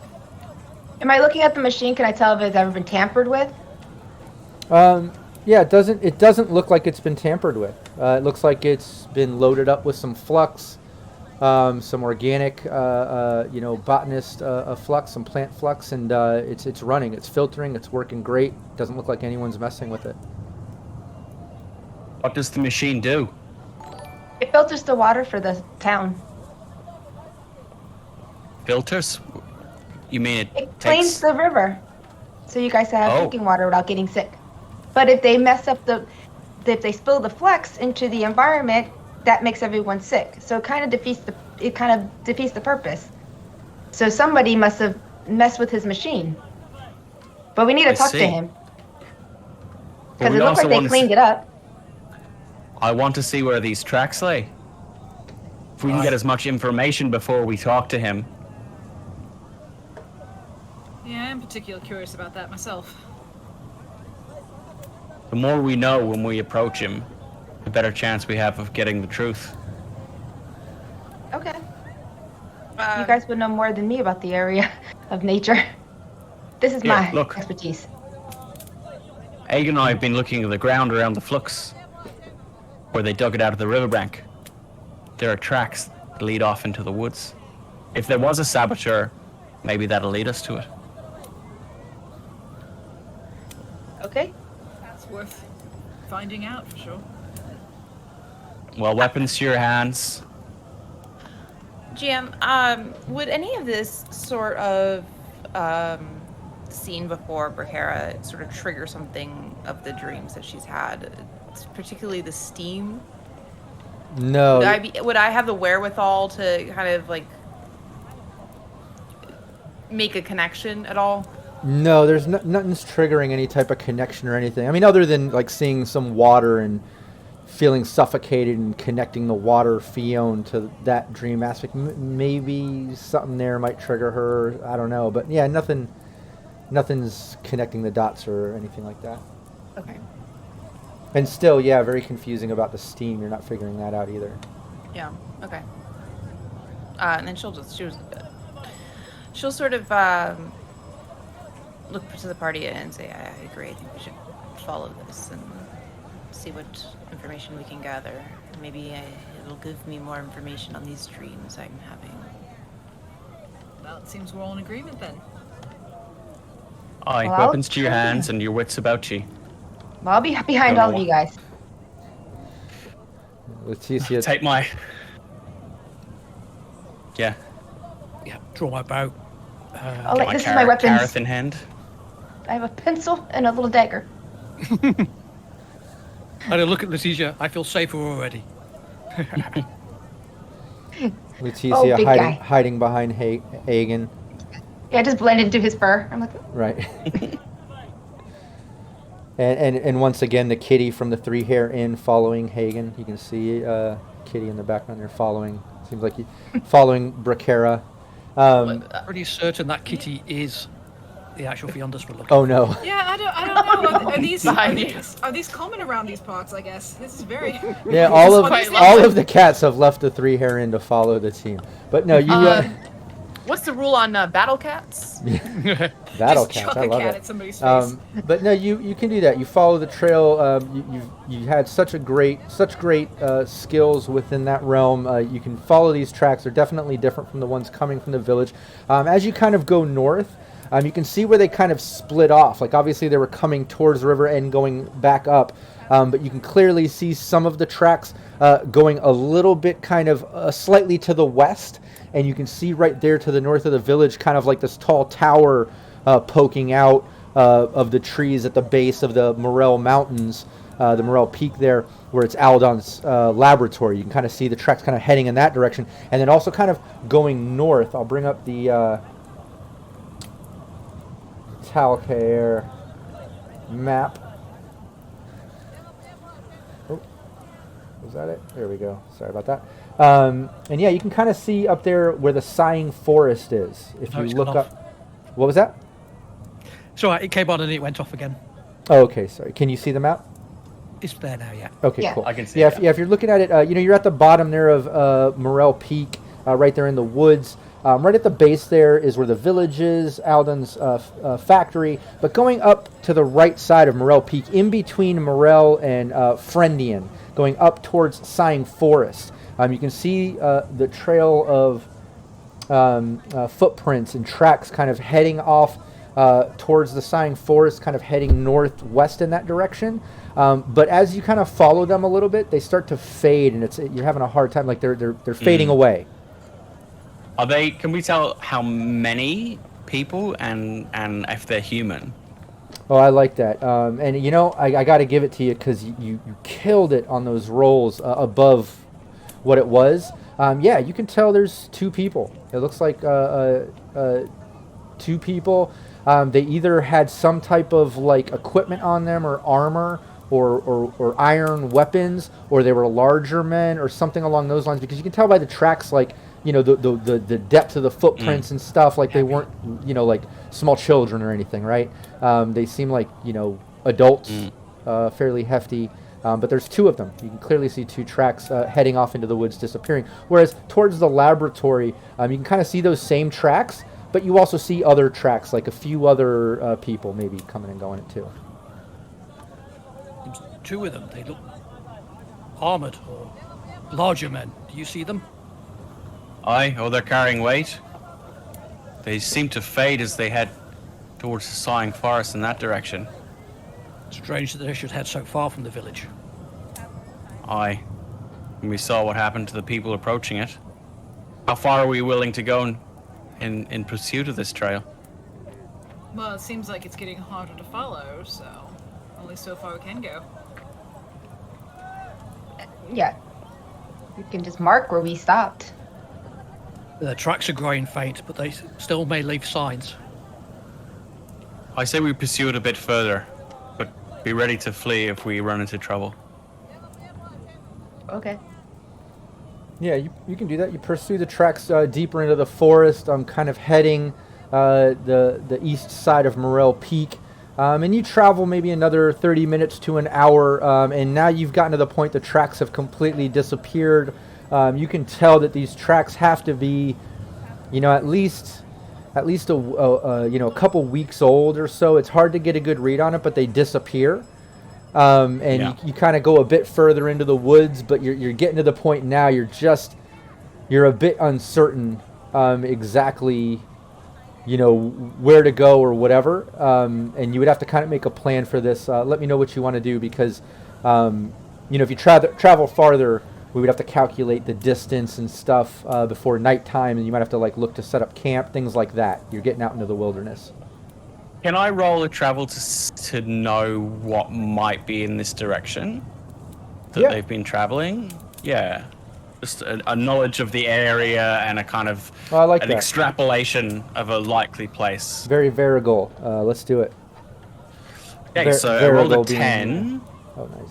I rolled a 10. Do you roll again, and if you get a 10 again, that's a crit? Is that right? Exactly, yeah. I did not get a crit, but it's a total. Still, it is 20. Nice. Nice. Yeah, you're a little bit familiar with the area, just as much as you kind of knew about Braithen and the type of village it is with woodworking and the crops and what they do for Ostabai. You also know that you know, heading off into the Sighing Forest, you're starting to get into the Tulg Kingdom and the Dukedom of Tulg. Which is kind of getting out of the Ostabai area, even though it's all kind of under the same king rule, right? But that's what you do know about it. You know that over there, let me bring up the map too. Sorry about that. Give me 1 second. You know over there is Friendian. There's also a sort of big crossroads trading post further up into the Sighing Forest that's a bit more populated and such. You know that over there, like halfway to, halfway past Friendian, like if you go further into the Sighing Forest before you get to that sort of crossroads, there's a Jesper's Vale. You know about that. It's kind of an old mining community, or at least they used to be an old mining community. But that's all you know about in the area. And all that stuff is, it would be like a day's travel. Like you definitely wouldn't make it there within a day. You would have to camp out. You know, it's everything is really far and you're walking. But at least you know that is in the area. That's information in itself, yeah. Yeah. Egan, I've lost the track. I can't follow it any further. Can you? No, I lost it some distance back there. I've seen nothing since. And I fear that the sun will be setting soon if we continue. Everything in this direction is a day's travel, which means, at the very least, whoever came this way visited the village secretly, came from far.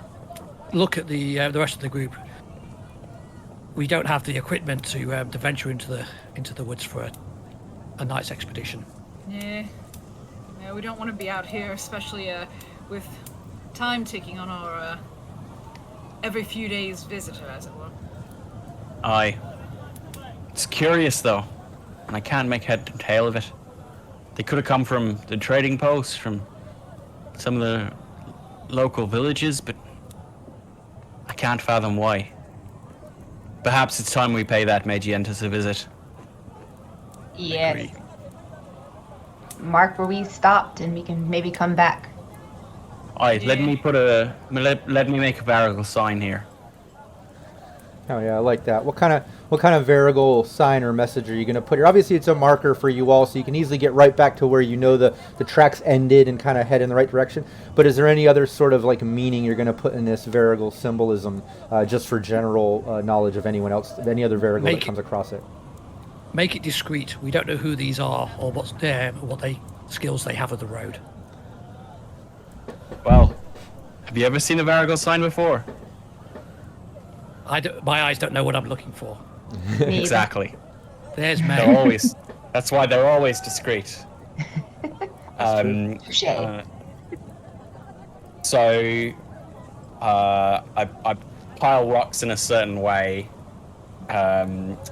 near the path through the woods. That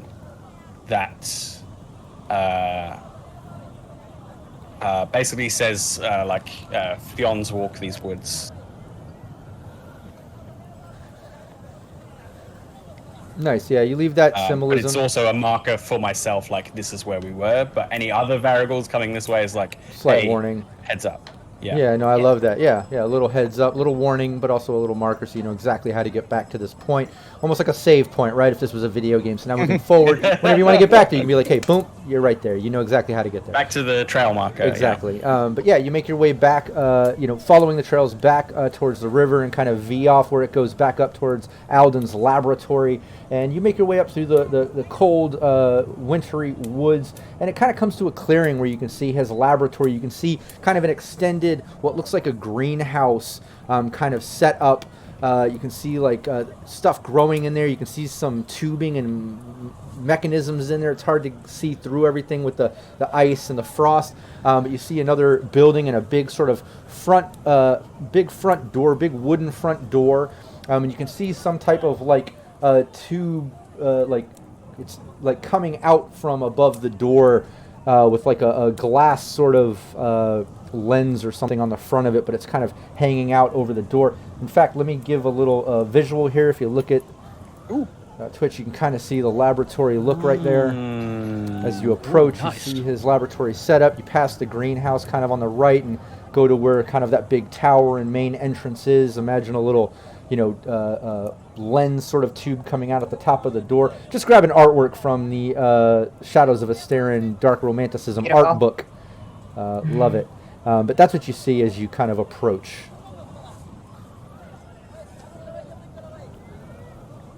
I'm just in awe, just looking at everything. Try not to touch. Yeah. So what do you want to do? We're gonna go knock on his door. Okay. Yeah, you go. Yeah, we're gonna follow your lead, so. Yeah, you all walk up, and Leticia knocks on the door.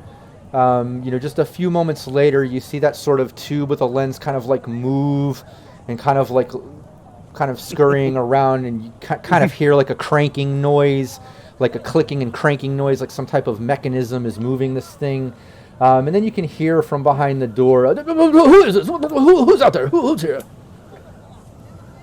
A fellow Medientus. Fellow Magientus, I wasn't expecting any visitors. Who is this? Oh, you would like my visit. I'm here to help you with this crazy town you live in. I'm sorry. I'm not expecting anybody. Carry on, please. Carry on.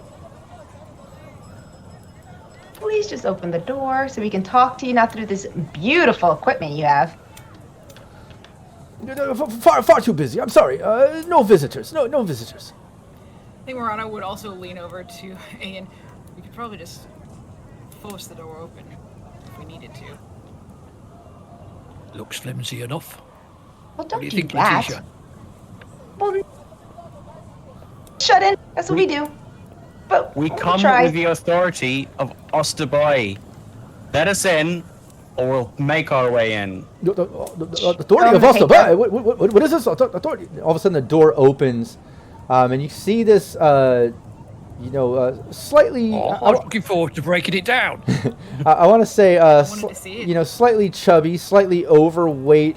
Magientist looks very similar to Leticia in gear in the form of like leather, sort of jumpsuit look with lots of straps and pockets. You see random tools and devices. You see a bunch of pouches lined up along the side.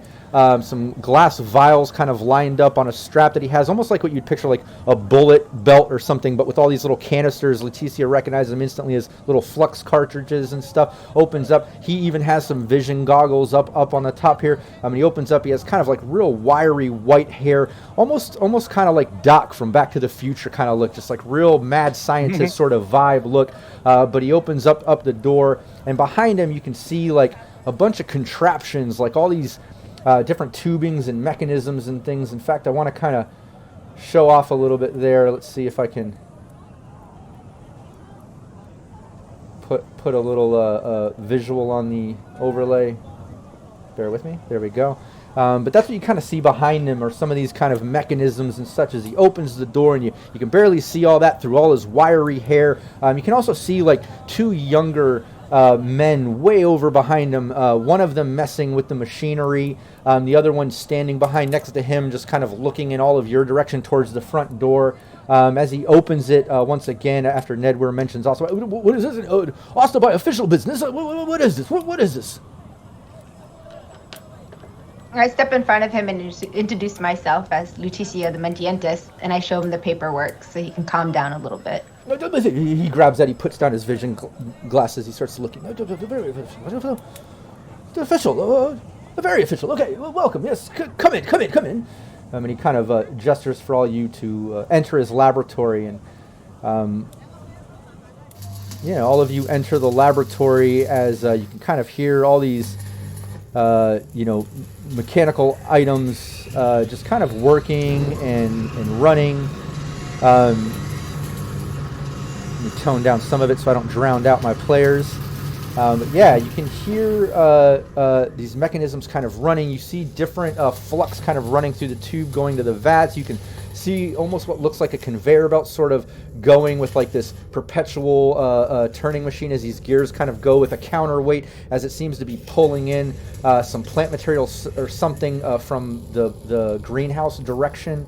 And it's kind of pulling into this big vat. Like he definitely has a whole setup for processing his own flux. Leticia, you're familiar. Even though you don't process your own, that requires certain skills. You typically just buy your own, as we kind of went through during character creation. You can tell he's obviously harvesting, making his own. He's obviously made his own artifacts and things like the heating nebula, that filter in the river, all that sort of stuff. So, he's a pretty high-ranked magientist. You can get that just off of first introduction. But he gestures, okay, come in, and he gestures and closes the door. So, what's this? He hands you back your paperwork, Leticia. Official business? What is this? Well, we're here to help. I know that the town is a little angry with you with the machines and blaming all the Fiondas coming in onto you. Yes, they're blaming me for everything. And this is nothing to me. I've been here to help. I came to help them with their water, people getting sick, and I just help with that. And now I help with their crops. I've done nothing but help. And then these Fiondas start attacking, and they blame me. Have you ever noticed anyone hanging around your place when you started coming here? When you first came? They're hanging Did out. they welcome you? No, I mean, all of them are very apprehensive at the magians, the work that we do here, but They were very happy I kept their crops going, and it wasn't until the Fiondas attacking that they blamed me, but it's just me and my Inceptus here. Please come. And he gestures, and you see the two younger males, kind of one of them stops working on the machine, the one that was standing behind him stops, they walk over. There's some younger men, younger males, maybe late teens, early 20s, probably late teens. And you recognize them. He introduced them as his Inceptus, which are basically his apprentices for Magientis. Lutetia is very aware. All of you are kind of aware of that. But he introduces, this is Jimmer, in charge of all of my equipment, and Dagger, in charge of all waste treatment and product line treatment. And we handle maintenance, we do everything in-house. Speaking of waste, what of the flux waste in the river? Flux waste. No, I had nothing to do with that. They blame me for flux waste in the river. I filtered the river. I came here originally filtered. I was called here because they were being poisoned, and I filtered that. And then the flux shows up later. I had nothing to do with that. Where else would it have come from? I have no idea. I mean, it would appear to be the flux waste, obviously, but I assure you, it's not mine. I keep all of my waste in-house. I do not let it out. We have our whole disposal area where I keep it in the facility. It's right here. I could show you. I keep it well trapped up. And he starts kind of walking over to the other side of the laboratory, gesturing for you to follow. We could probably take your word for it. Maria looks kind of helpless. I already am right behind him. Like, come. Just follow. Is there like a Yes. can I do like a perception on him to see if he is telling the truth? Is it relation? Yeah. Is that where it falls? Okay. Can I? I'm not sure. I'm just. You know what I mean? You know Oh, what yeah. I'm trying to do here? Yeah, like most a definitely. human It's like the perception. version of human perception check. Definitely. Yeah. Go for it. All of you can do that, as a matter of fact. Get a feel got a for him 10. during that initial reaction. Yeah. Shell. Oh, Yeah. what- Second it's roll was empathy. not a 10. oh, okay. Kitty. We're doing it to the relations, you said? Yeah, your relation Okay. domain. I don't know if you have a discipline under there that might make sense to this, but if you do, just let me know and you can try to I use rolled that. a 10. Oh, then roll it again. Roll your d10 again and see if you get a second Same. 10. Oh wow, I got a everyone's 5. okay. No, I got a 5. yeah, then it doesn't count. So you take your 10, add it to your relation domain, Okay. and 17. then add that to your empathy. I got a 14. Well, your So I got a empa- 17. Yeah, you're 17 and 14. And what did you get for Kara? 14. And Agan and Nedwer? I got a 6. Nedwer? 12. Nice. Yeah, Yeah, that sound got loud. yeah, you're not. Yeah, some of the machinery is working. You see that conveyor belt kind of, pulling some of the items from the greenhouse. It kicks on every once in a while, as this just seems to be a self-functioning laboratory. But yeah, you can tell he definitely seems flustered. He seems stressed out and worried. It might just be part of his personality. Obviously, you're getting that feeling, but it could also be the situation at hand.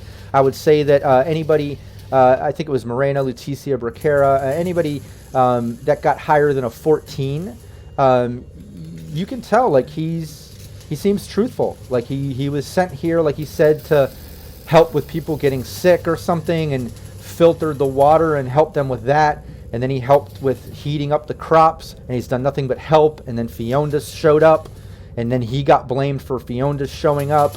And he has nothing to do with it. He never put his flux waste out there.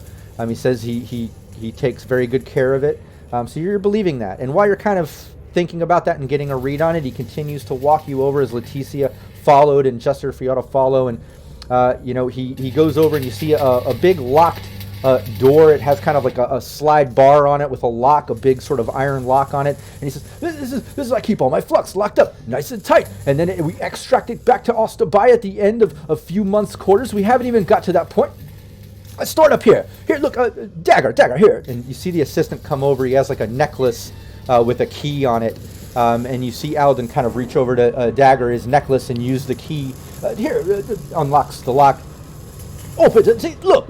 And you can see all these like barrels of flux waste kind of packaged up, just stacked in this huge like warehouse room part of this silo. Do we notice if anything looks missing or out of the ordinary from his room? Like if it's like broken into, or is it just very clean and neat? It's all pretty clean and neat. Yeah, nothing seems broken into. The key work, the lock looks nice. You don't see like big scratch marks or dents or anything that would lean towards like a break-in or anything. No. Is this what makes the thing in the river work? No, this is the waste. I make flux to make it work, and this is the waste that comes from that. And this is what they blame me for putting on the river. I didn't put any of this anywhere. I store it here. It doesn't go anywhere. It is toxic. It is toxic, and it stays here. And then I make the flux. That's what this flux is. What powers the things. My heating nebulars, my filter system, any other artifacts I might make. But the thing in the river makes your flux into this? I'm sorry, he doesn't understand how things work. We have to explain it to him, but it's okay. No, and he goes on. Somebody have taken the waste from that thing in the river. No, and he goes on to explain. Yeah, flux. When you make flux, you make it out of like fossil flux or plant flux or whatever it might be. This botanist one. When you make it out of like tons of this material, rock or earth or plant material, like in this case, it makes flux with a runoff of this flux waste. Then you take the flux, like slag. Yeah, exactly, to power artifacts, which just powers and disappears as you use Dissipates, it. yeah. And then all this hasn't come from the machine right, itself. and all the flux waste Right. is very toxic. But he's just showed like no, I keep it all here, locked up. No one can get to it. It's locked up, and he just pushes Dagger back with the key. Now, say I was to believe you. There was flux, right, Lutetia? There was flux waste in the river. Yes. Would someone have tampered with your machine at one point? I don't know. Tampering with the machine wouldn't do any flux waste. I don't know how that would get there. I assure you, I keep it all locked up here. I don't know. I did not put that there. Do you And if keep no one's track of how broken in much is here- Aye, that's a good question. What'd you say? Do you keep track of how much waste is here? No, we store it up. It's nearly impossible to track the quantities here. That would be an endless chore. No, we keep it safely locked up behind a key lock. No one can access within my laboratory, and it's only us here. No one has Do you broken have in. any enemies? Do you have any enemies who'd seek to discredit you? No, no enemies. I mean, well, the village looks down upon me at times. That Dulrum, Morthin, he obviously, we don't see eye to eye with our methods and our practices, but I assure you, I keep my distance, I keep my head down, I keep my work on the up and up, and everything is fine. What of So your what's two? your... So, what of your two men? Have they walked in the forest recently? One of my two men, no, my apprentices, my Inceptus, they stay right here. And you see Dagger and Jimmer both kind of like look up at you like you're questioning them, And no, they work right by my side. They're here. They don't leave the laboratory hardly at all. Always? Well, I mean, have to make our way to the village. Sometimes we have to gather supplies and food, but we stay in our laboratory and work. Rakara is going to step forward towards Dagger, and her eyes are kind of wide and wily, and says, Dagger, did you take the flux waste? Give me a relation check as he, just looks at you and no, I wouldn't take it. I wouldn't compromise. I wouldn't compromise Alden's work here. I'm here to learn. I am his apprentice. I wouldn't. I got a 12 total. Nice, and yeah, you can tell he got really nervous when you confronted him about that. Oh. Rakara is going to smile broadly and say, because if you did, I don't think it would work out very well for you. Are you sure you didn't take the flux waste? No. You're the only one with the key. Yes, and And the flux came from somewhere. Right, but I keep it safe. I keep it right here. He looks at Alden. I would never. I keep everything safe. Yeah, would you ever find yourself in a situation where maybe You didn't know exactly who's around you or remember something that you're doing. And Marana indicates like, Yeah, give me a relation roll. Let's do another one. Uh-oh, she didn't like We that. lost her. And she's gone. She had to go. She's like, no, I will not give you that. And in fact, I quit. It was great playing with you guys. I drank some of the flux waste, and now I'm dead. That would be horrible. All right, we'll give her a second. Yeah, while Marana is kind of interrogating him a bit. Anyone else chime in? Yeah, can I ask? I'd like to ask Lutetia. Would anyone have a use for waste, for flux waste? To want to buy it or steal it or something? No, there's no use for it. Only just to make someone look bad. You said it's toxic. Could you use it as a poison? It can use it to make someone sick and to make someone look like they're doing something wrong. Yes. I don't feel this is anything kosher. I think someone's really making the Mental Justice look really bad. It could be that town bringing it into this town to make it look like it's from him. But I don't think this young man had anything to do with it. As you say that, Rakara is pulling out her book of hypnosis from her pack. Oh. If he's got nothing to hide, perhaps you'd like to speak to Precaria for a few minutes. What did you pull out of your bag? Sorry. My book of hypnosis. Nice. And she's sort of like holding it and tapping her fingers along its binding, and looks to the group and says, "I can make him speak." Oh, looks like everyone froze for a second. I think just pause that Oh, thought. good. I'm good. I can hear everyone, but they're frozen on my end when I get into the video here. And I wonder if I wonder if that affected Rockette for a second. Hold on, give me 1 second. Let's see if we can get everyone back. There we go. Everyone's moving again, but I still don't have Rockette. Yeah, PWB says frozen here. Yeah, because it's on my end. There she is. There she had to literally unplug and plug back in. Well, I think Discord everything. was having issues too, because all the cams froze All on is my froze. end. Yeah, but we're back. What role did you get on relation though? That's a fine question. Let's figure that out before we move over to Bricara pulling out her book of hypnotism. Hagen at this stage is looking a little confused. His brain went as far as there's two of them, there's two sets of footprints. Then there's all this other talk, and Hagen's just now like, looking around trying to keep up. He's like yeah, I got an 8. poking machinery with your weapons. What did you get? Sorry, I didn't. An 8. Nice. Yeah, you're not getting a good read on him. Other than he's nervous and stuff. But Precaria, yeah, you pull out your book. Yeah, and he kind of backs up. What hypnotism? Talk to you. What is this? I promise I didn't. I wouldn't take any waste. I wouldn't take your waste, Alden. I don't think you would take this waste. What is this? How handsome is Dagger? You know what? Player's choice. You tell me. Maybe Do you want him to be handsome? you don't want to give me that. Yes, I want him to be handsome, very handsome. Yeah, Oh, he is. handsome. He's a good-looking guy. Okay. Jimmer, not so much. Dagger, yeah.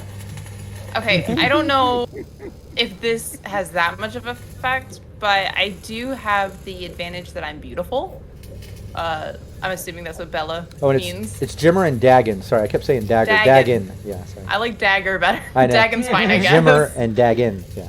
But go on. what were you saying? I would imagine, because she has the advantage of Belle, which I'm assuming just means beautiful.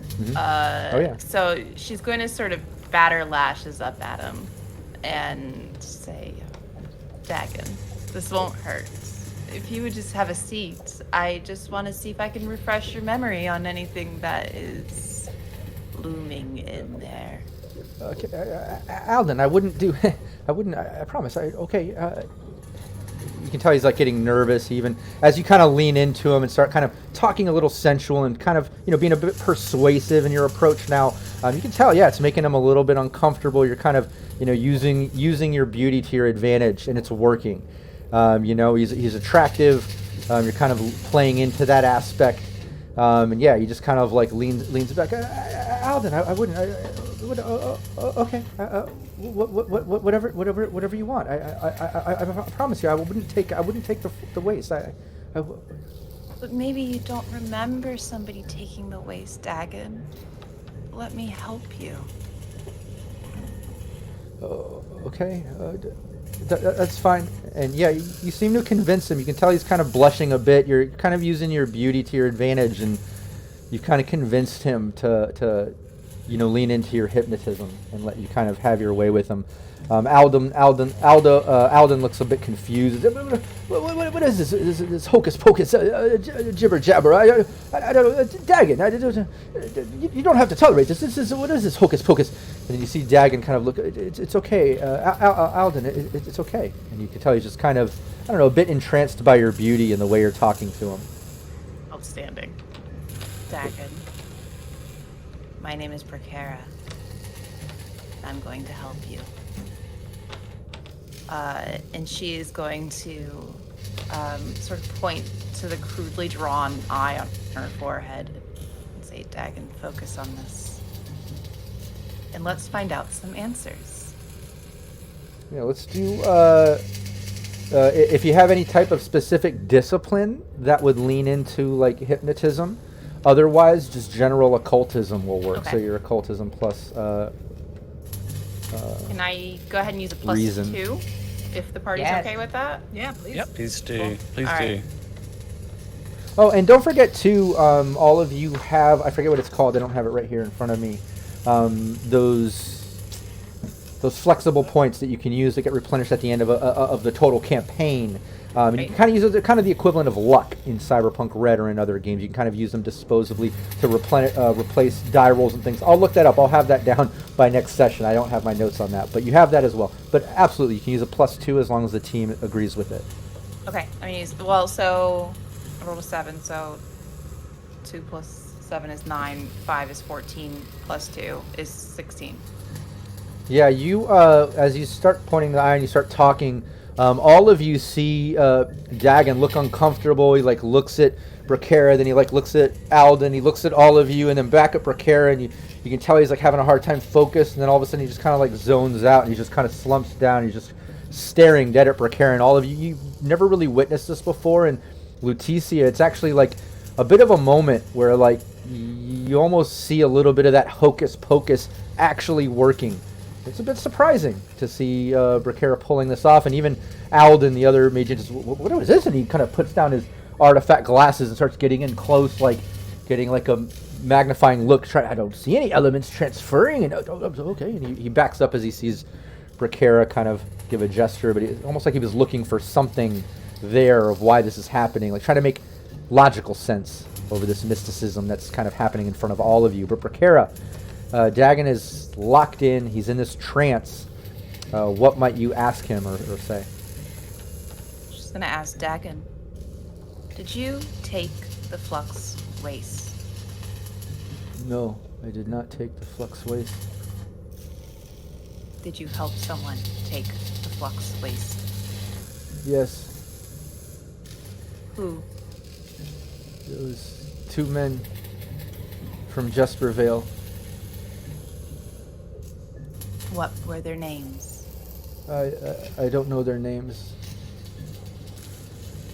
What did they look like? He describes how they look, and it kind of like a cross between Nedweir and Hagen. Almost has like just a general traveler look, a general sort of outback sort of look, and kind of he goes on I don't know, mercenaries. What did they want with it? I don't know what they want with it. They paid me to leave the waste locker room unlocked one night. Did they threaten you? No, they paid me.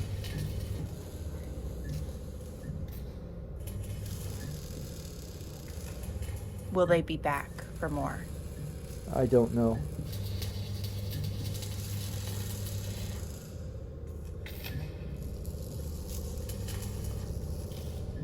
She's gonna look to the group and ask, while he's under the trance, do you have anything to ask?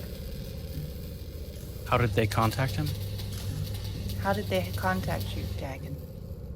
They came to the laboratory. Did he work alone?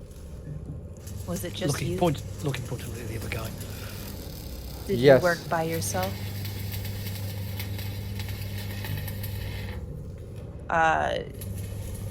She will lean away from him and very much in a hiss of a voice, she will whisper to him, "Wake up, Dagon!" No, so he wakes To up try and... and he like snaps out of it. He's like, I had no idea, Alden. I'm so sorry. I had no idea that I didn't know why they wanted it. They just paid me. I thought they would just take some, and for whatever reason, I didn't know that they would use did it you on think our they own would village. do with it? I thought they would take it to wherever they needed it for. I didn't know Take that. it where? I don't know. Why would I think that He's they would useless. take it He's to attack absolutely our own useless. I can't village? I believe had no that idea that what they were doing. And Alden, Dagon. this is unheard of. I can't believe this. And he like reaches over and rips the key off of Dagon's necklace off of him and takes it. And he says, "You are let go. Absolutely let go. Jimmer, please handle this." And Jimmer kind of like grabs Dagon, and Dagon just kind of like slouches his head. And you see him kind of like tearing up as like Jimmer kind of like walks him off, and they're kind of like leaving the laboratory. And Alden just kind of, I had no idea. This is very confusing to me. I have no idea what this is about. And this is where we'll end today's session. Oh, thank you. What a revelation. Good call on the hypnotism. Yeah. Yeah, that was good. noodle. Hey, Andy. Not looking so Hey, Andy. handsome now, is he? Because I was thinking he was innocent. Good call. What a Yeah, jerk. That was great. That was really clever. I thought all of you, such a great session between the tracking stuff and, the hypnotism stuff. Yeah, absolutely. That was a game changer right there. I wasn't sure how that was going to go with some of the relation and human perception aspect, and then interrogating. It absolutely wasn't going to be that simple or that easy. But with that clever thinking to lean into the hypnotism, and then getting such a great role to it. Yeah. And then the I was very excited. and the simplified questions too. I can't tell you how many times, like, we'll play other games and you're getting interrogation moments, and it's like, it's hard to like get focused or get what you need. And I think, your approach, everything about that was fucking perfect. That was great. Thanks. You even used the kind of the hypnotism monotone. It's great. Thanks. Yeah. Hell yeah. Yeah. And I like, and just mystery and conspiracy and like clues and stuff is such a good fit for this world. oh yeah. Yes. So much fun. Yeah. Yeah. Agreed. Oh, big time. And So, I mean, Agan, no idea about the magi science, but they're kind of like two sets of prints, two apprentices. I like Sometimes the simplest thinking gives the answers. I like There the depth of the team, the diversity of the team, though, kind of making that happen. You just kind of brought that up, Steve, of the fact that like you've all kind of been able to lean into different strengths and things.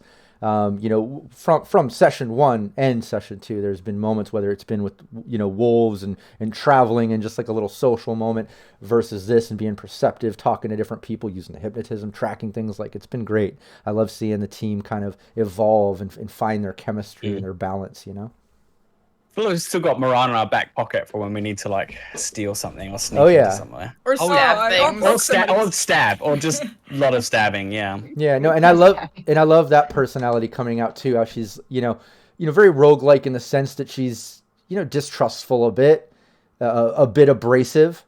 Ready to offend at the drop of Exactly, very roguelike and stuff, from the streets, she's a rogue. And I like that. And like I said, I like I'm really digging the balance of the team. And I like even those moments when one is in character and another in character kind of puts them in check for the sake of the team and the whole mission. And like, I just love seeing these different dynamics take place and just little, minor tensions underneath the bigger picture tension and things happening. It's just really great. All of you are top notch in the role playing.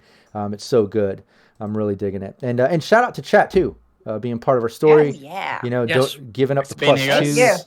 Hell yeah. +2, that really Yeah. helped. The plus twos, the banter, the comments, it's been great. And shout out to PWB for that Braithen map. Let's show it one more time.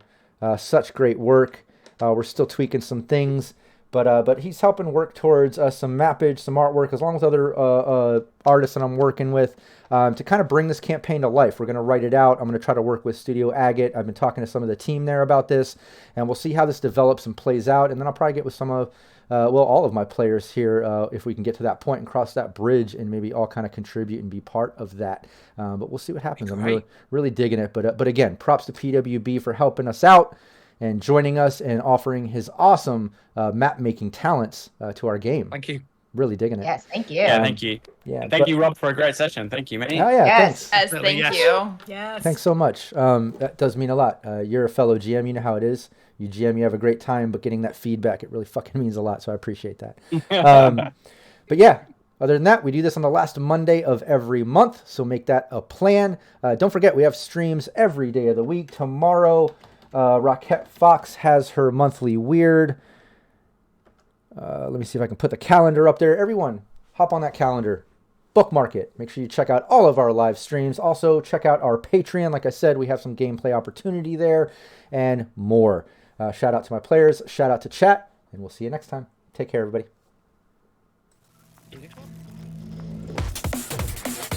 Cybernation Uncensored.